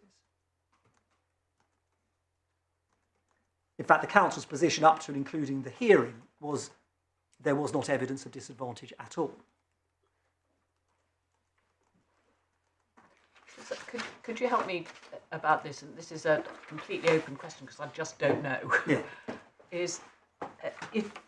Would it be proper in any impact analysis or subsequently a judge to take into account that even notwithstanding the reduction, or no, continuing it at the minimum level allowed, that notwithstanding that, the benefits provided by way of daycare and night care and all the rest of it very significantly were of very significant more value than the loss of the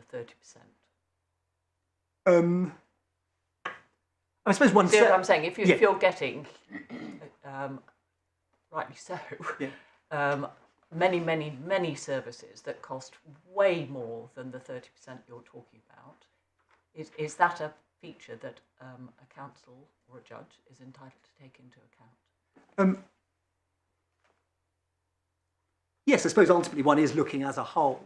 I mean, it's not strictly that's not strictly the charging policy, but it is about how adult social care. You think about the impact of the charging policy, and I'm asking you whether that is a feature when you're looking at the impact you can take into account. I think one could. I think I can accept that one looks at, for example, that the charging policy brings in money which is then used, at least in part, to fund the adult social care, and that the adult social care undoubtedly makes a difference to people's lives. So we certainly would accept that, but that doesn't mean, in our solution, one still needs to look at the impact, and this is to say required by the statutory guidance. No, I understand that. I just my question was whether the feature that I've highlighted is capable appropriately to be part of the impact assessment. I think it would be. That was all my question was. But yes, I think I certainly can't see the reason in principle why that wouldn't be part of the picture. I don't think it was, in fact, looking at the particular document. I don't think that was particularly considered by the decision maker. But I think in principle it could be. But our submission is one does need to at least look at have some sense of the extent of the impact. Is one taking a small percentage of benefits from a relatively small number, or a very large percentage of benefits from a much wider number? That we say the council has to have at least some sense. So does that have to be done by way of survey analysis of the data every time there's a review? Again, is that proportionate? If it's a continuing policy? One has to have, again, but my submission is certainly not that one needs to assess every single one of the 8,000 adults and find an exact number. One has to have some sense of the impact of one's policy. Is this having a relatively trivial impact, or is it having a much more serious impact? some sense of that. As I say, we certainly, it's not our case that one needs to do an assessment for every individual every time one looks at this, but at least at some point one has to have some sort of sense of how the policy is operating. Thank you.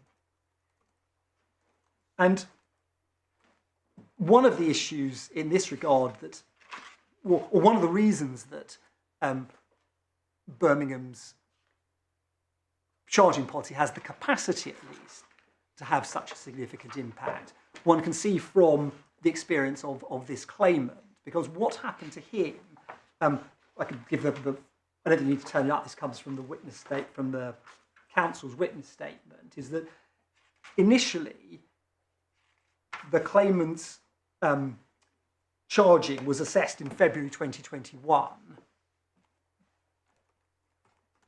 And at that stage, this is Mr. Iqbal's statement, I don't think you need to turn it up, it's paragraph 9, page 145 of the supplementary bundle. His benefits at that stage are £309.39. If you remove the mobility component of PIP, which can't be taken in charges, and in fact in this case went straight directly to buy a Motability or to lease a Motability car for him, essentially has to pay for him simply to be able to get around outside the house. His income is £247.17. Sorry, 200 and... 247.17. And the charge at that stage is £103.17, which, if you don't count the mobility payment, is 42% of the benefits he is receiving. It's 42% after the disregard. Yes, and about 33%, I think, if one. And the claimant's mother wrote to the council to complain about this on the 4th of March 2021. Again, I don't need to turn it up, it's page 235 of the supplementary bundle. And there was no response to that. She then instructed solicitors, who wrote initially on the 2nd of June.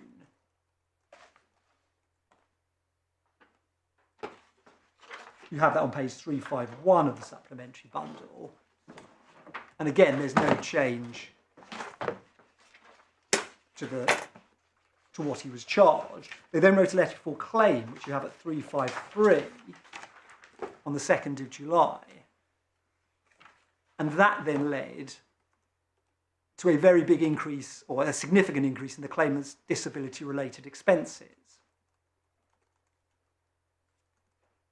And the evidence of Mr. Bates, who is the claimant's solicitor, is that is a reasonably common experience, that disability-related expenses are assessed at a very low level, and it's only when they're challenged, here they required a letter before claim, that they're increased. And the effect of them being increased, here I think they're increased fourfold, is that the charges then go down. And you can see... Because they're a disregard, are they? Because they're a disregard, exactly. So and you can see he deals with this in his witness statement, page 177 of the supplementary bundle.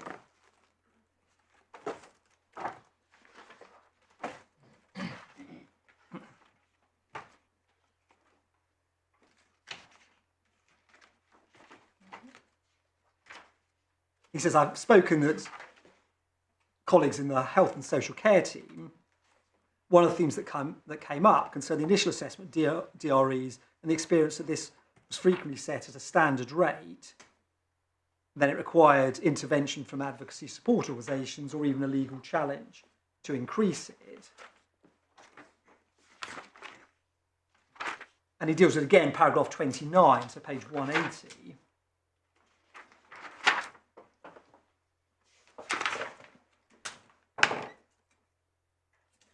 Consequence of the council's approach.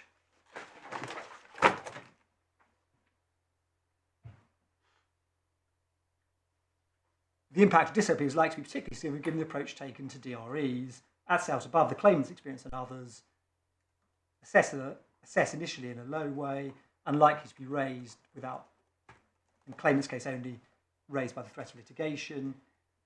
The disabled person doesn't have someone to advocate for them, may well remain very low, etc. And he gives the example of the claimant, say it's 40% of his income. If he hadn't had his mother and the law centre advocate for him, his assessed DREs would no doubt remain the same, and a very significant portion of his benefit would have been taken in charges. I assume that occurs to many severely disabled people who don't have someone to challenge the council on their behalf. And so this is why I make the submission that at least it has the potential.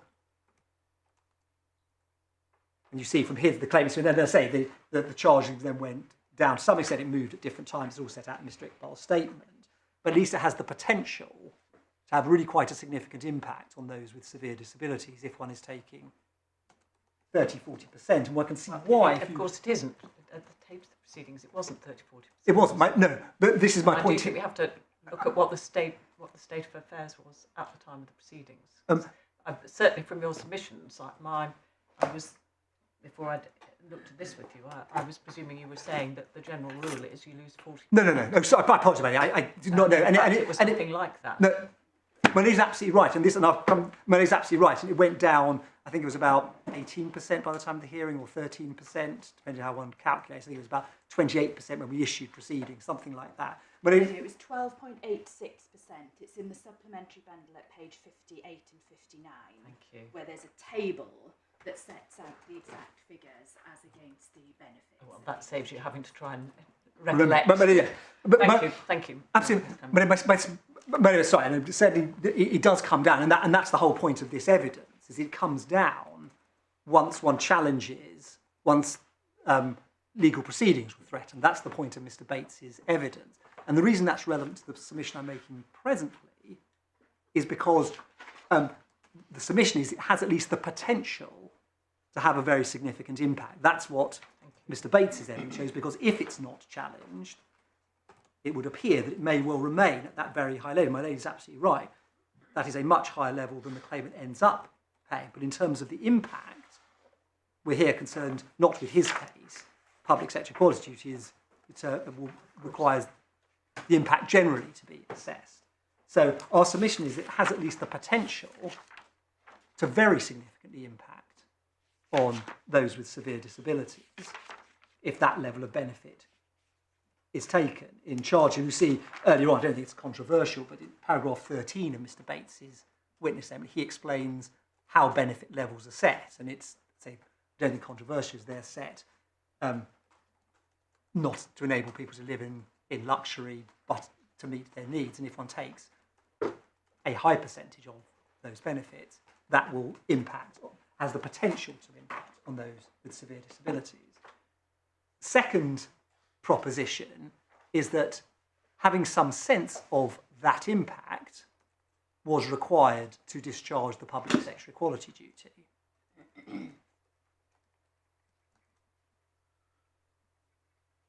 And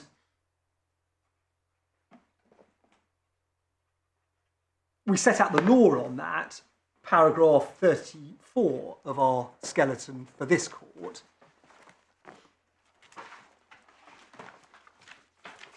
I don't understand this to be controversial, but that an element of discharging the public sector equality duty is an assessment of the impact, the potential discriminatory impact of a measure.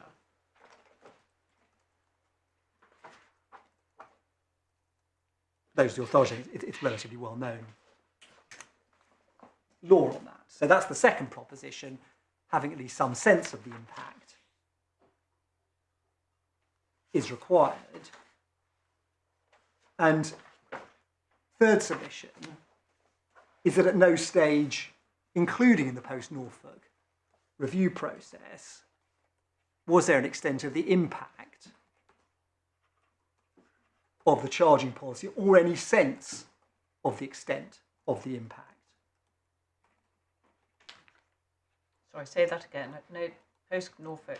In the post-Norfolk review process, assuming that could discharge the public sector equality duty, there is no sense or attempt to assess the extent of the impact of taking all available benefits by way of charges. As I say, it has the potential to have a really quite significant impact. And the defendant's position up to and including the hearing is there was not evidence of disadvantage. If the court has the defendant's skeleton below, page 49 of the supplementary bundle,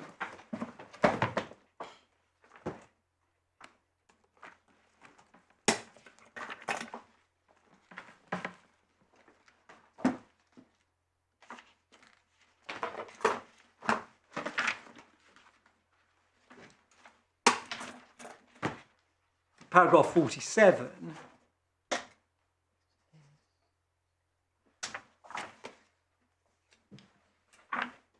it was said there the court's not able to determine whether severity or disability necessarily determines how much a person will retain in income.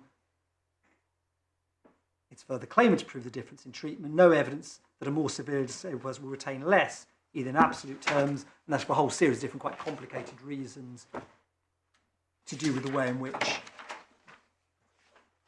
the charging process works. And it was also said, if the court goes a few pages earlier, page 42, paragraph 23C,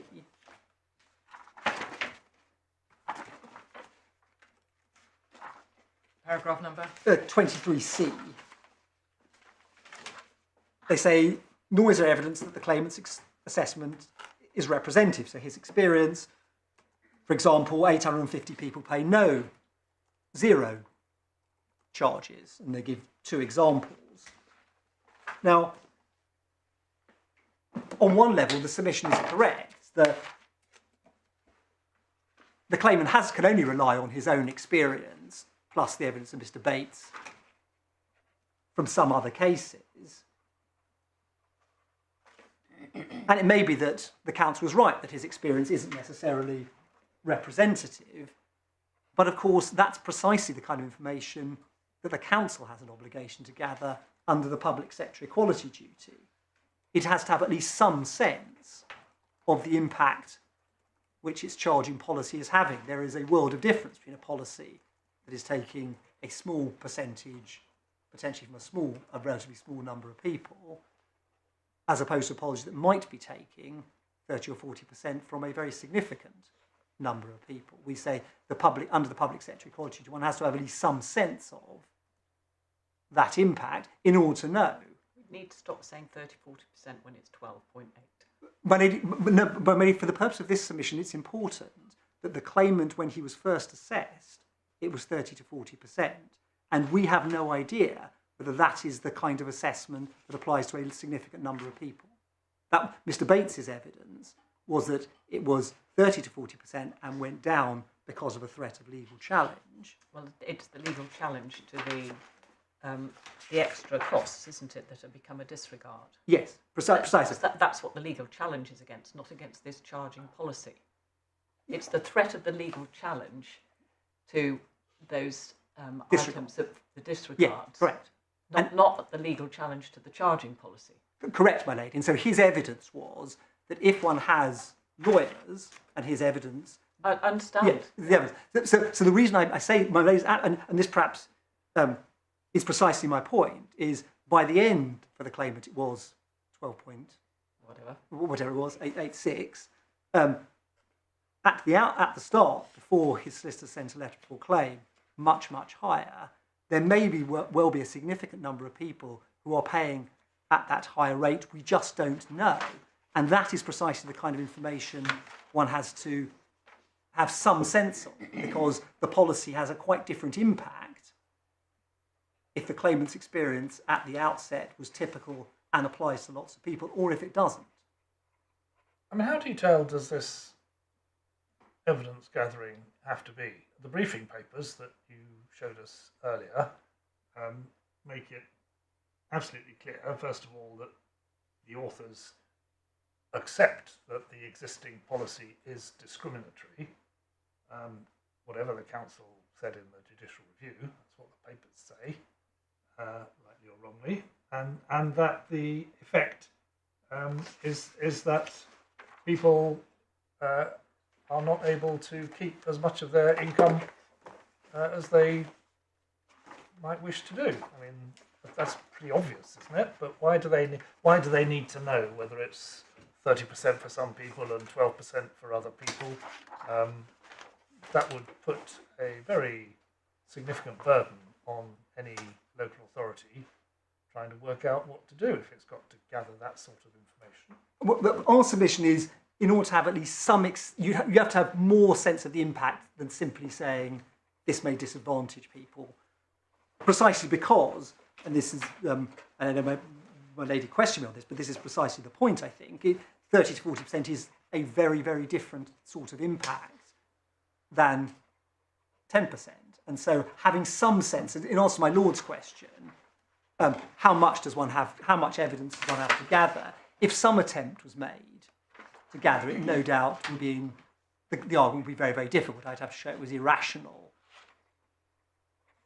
not to have gathered more information, but to have no sense of the impact, which is my submission, beyond saying some people will have less money. My submission is one needs to know more than that. It says that service users are left with less of their benefits / disposable income on the backdrop of the cost of living crisis. So it's quite clear that the authors of the documents realise that keeping things as they are is going to be tough for people. Well, Lord, yes. And the only question is, does one have to have some sense of the scale of the impact in order to discharge the public? And my submission is one does, because there is a world of difference. This is why I gave the higher figure at the beginning between that. And that we just simply don't know whether that is the impact on hundreds or even thousands of people who live in Birmingham. We simply don't know, because that evidence hasn't been gathered. And that's my point, is that at least one needs to make some attempt to gather that evidence, to have some sense of the impact. Because, of course, it becomes very hard then to know whether 1.7 million is or isn't a price worth paying for it, because it has no particular sense of what the impact is.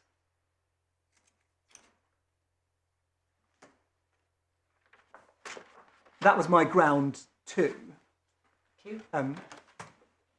Again, I hope it is ground 3. This is, I think my lady Justice Whipple referred to this earlier. This is the issue about whether the judge in fact found that the PSCD was discharged at all. And the difficulty came from what she said in her reasons for refusing permission to appeal. If the court has that, it's page 102 of the core bundle.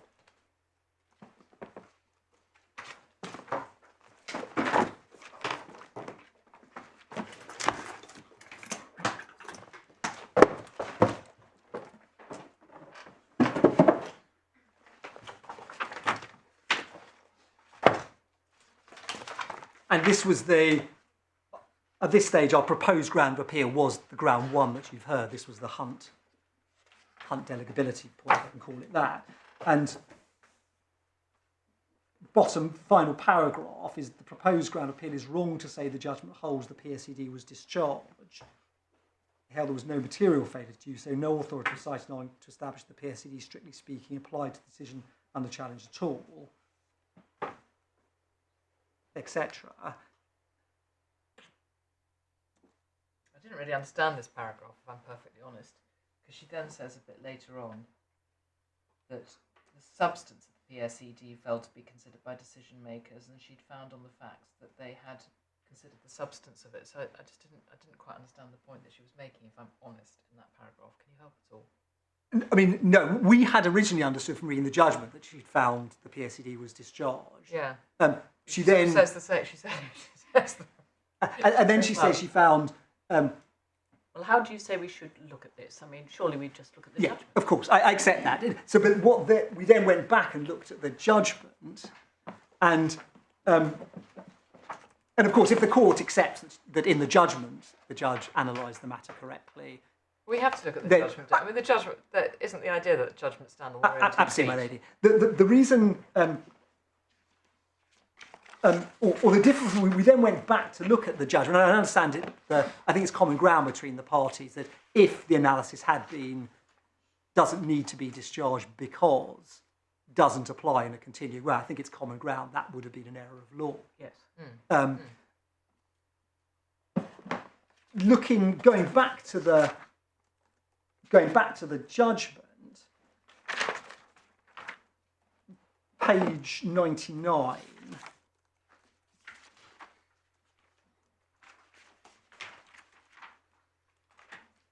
Paragraph 101. Or perhaps I'll make a sort of prior point. When we then went back and read the judgment, it did become apparent that at no stage did the judge expressly find that the public sector cruelty duty was discharged. And then she says this at 101. I'm unpersuaded that on the basis of the substance of the decision challenge was justified, I'd be given sufficient basis regarded nevertheless vitiated. And then this, or that failure to discharge the PSCD in a way relevant to this claim is made out on the facts here. So it struck me when I read it before I got to the PTA. I mean, that was her decision on the PSCD, wasn't it? She wasn't persuaded there was a failure to discharge the PSCD in a way relevant to this claim. Yes, but what we weren't sure about is whether now, having read that with the refusal, what she was actually saying is that there wasn't the PSCD didn't arise in this case. That's certainly her explanation. As I say, you have my submissions on that. It's trying to work out. I mean, the refusal of permission to appeal was only 2 weeks after the judgment, so the judge there seemed relatively clear that she did not find PSCD was discharged. But I entirely accept that ultimately one is looking at the reasoning in the judgment, and the closest there's a finding that the PSCD is discharged is that sentence, but it seems ambiguous because it seems to say there was no failure to discharge in a way relevant to this claim is made out on the facts here. But anyway, you have that's the issue we raise under ground 3, and it depends how one reads the judgment. I mean, of course, we entirely accept it's the judgment that one is looking at. Thank you.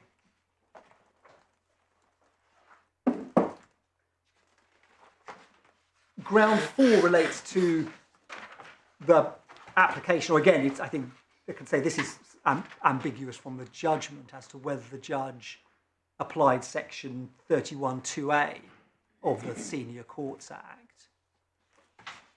Again, if she didn't, of course, I don't need this ground of appeal, but if she did, I would need to appeal against a decision if she did make a decision in the alternative, which is wasn't unlawful, but if it was, section 31(2)(a) applies.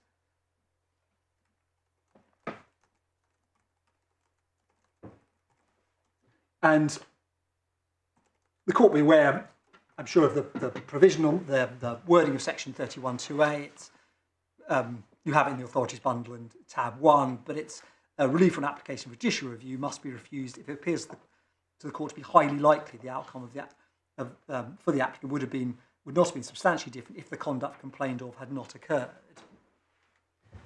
And the judgment doesn't in fact ever refer to section 31(2)(a), nor does it apply or purport to apply a highly likely test. It may be the judge was not in fact intending to make a finding in the alternative. Well, your list of issues doesn't refer to section 31(2)(a), or A2, whatever it is. It's the last issue. That's what I'm saying. It doesn't refer to the section, but it's obvious that is what it is dealing with. Likewise, one might think, the last sentence of paragraph 101. No, yes. So in which case, that's what I'm saying. The reason we put this in is because if that was indeed an application of 31(2)(a), we of course need to appeal against that. So that is what I proceed on the basis that the very last sentence was indeed, or penultimate sentence was an application of section 31(2)(a). And our submission is, if it was, it wasn't approached in the correct way.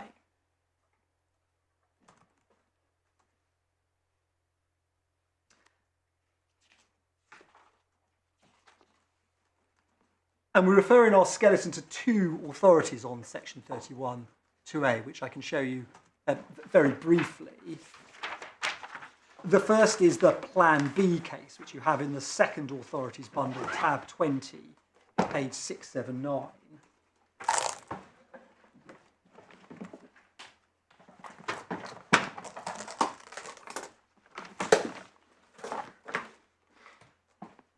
this is a challenge to the third of ongoing investigation, the third runway at Heathrow. The relevant part for our purposes is paragraph 273, page 764.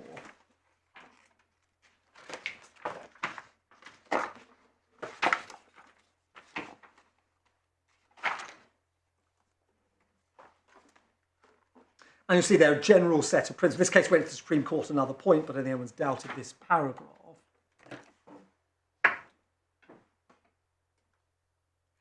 Courts should still bear in mind Parliament has not altered the fundamental relationship between the courts and the executive.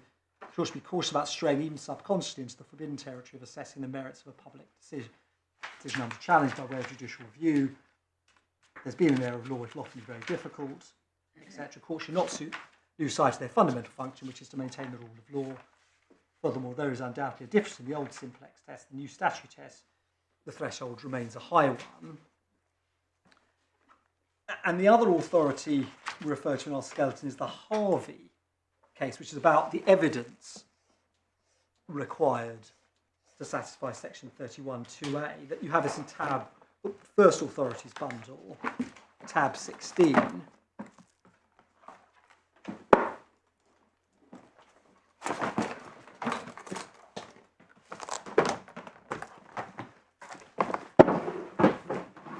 This is a planning case. And in this case, the council had said that a finding that development was in conformity with the local plan was correct, but in any event, even if it wasn't in conformity with the local plan, planning permission would still, it was still highly likely planning permission would have been granted. And you'll see what Lord Justice Sales says at paragraph 47, page 585.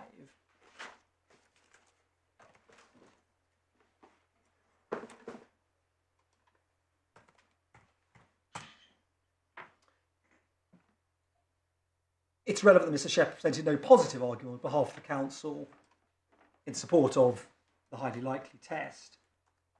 The council produced no evidence in support of it. The court will be appropriately careful in reviewing the evidence produced by the decision maker long after the decision to say how they would have proceeded in the sort of hypothetical scenario on which section 31(2)(a) depends, and will evaluate it carefully in light of the contemporaneous materials in the case. It's nevertheless telling that none of the decision makers in this case have felt able to put before the court any witness statement to support the contention that they would have granted planning permission, etc. In the absence of submissions and evidence, I simply do not know whether the decision maker on the planning board would say there was the material consideration might have caused them to think it right to depart from the local plan.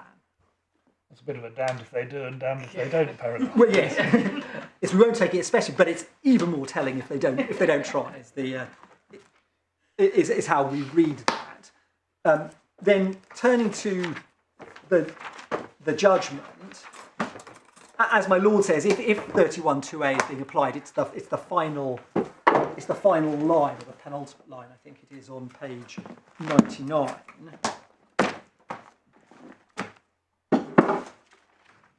The core bundle. Sorry, I've lost my thread. Where are we going now? Ground 5? 99. Still on ground 4. Still on ground 4. Ground 4. This is the 31(2)(a). So we entirely accept this, the last line of 101, so it's the last substantive paragraph, may well have been intended, or perhaps was intended, as a 31(2)(a) finding. If ever there was a case for accepting an argument, no further degree of procedural rigour would in any event produce a different outcome, it is surely the present one. And of course, we only get to this ground of appeal, and we only get to, and the judge would only get to section 31(2)(a) if there has been an error of law. So I will need to succeed on one of my first 3 grounds, otherwise none of this matters at all. But that is important because when one looks, and this is what Lord Justice Salesley then was referred to as the hypothetical exercise, what one has to say is, let us suppose that there's been an error of law, and let us suppose that error of law had not been made. Is it highly likely that the outcome would have been the same. And what one needs to start with is identifying what that error of law is, if one's going to engage in this exercise. And if we're right, there would have been two errors of law in relation to the public sector equality duty. One, incorrect decision maker, it wasn't considered by the Cabinet, and two, the other error, the one I dealt with under ground 2, is failure to assess the impact. So if one's going to do a 31-2A exercise, one has to say, well, those are errors of law. Let's consider the hypothetical, which is that those errors of law hadn't been made. Is it highly likely that the outcome would have been the same? And that simply isn't an exercise the judge undertook. May differ, I suppose, at least theoretically, depending on which ground you succeed on, if you only succeed on one. Correct, my lord. And that's why we do wonder whether that final line should be taken as an application of 31-2A, because if one is doing the exercise, one does have to then go through, what am I assuming, what is the illegality I'm assuming.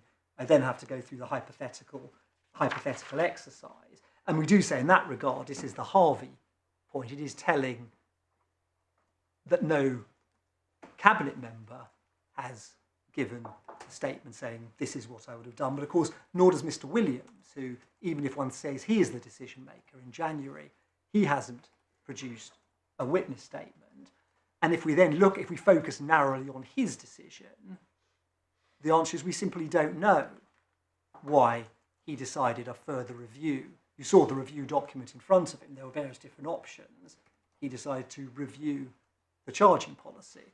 The hypothetical would have to say is, suppose at that stage the matter had gone to Cabinet and or there'd been a full assessment of impact, is it highly likely the outcome would have been the same? The short answer, we simply have no idea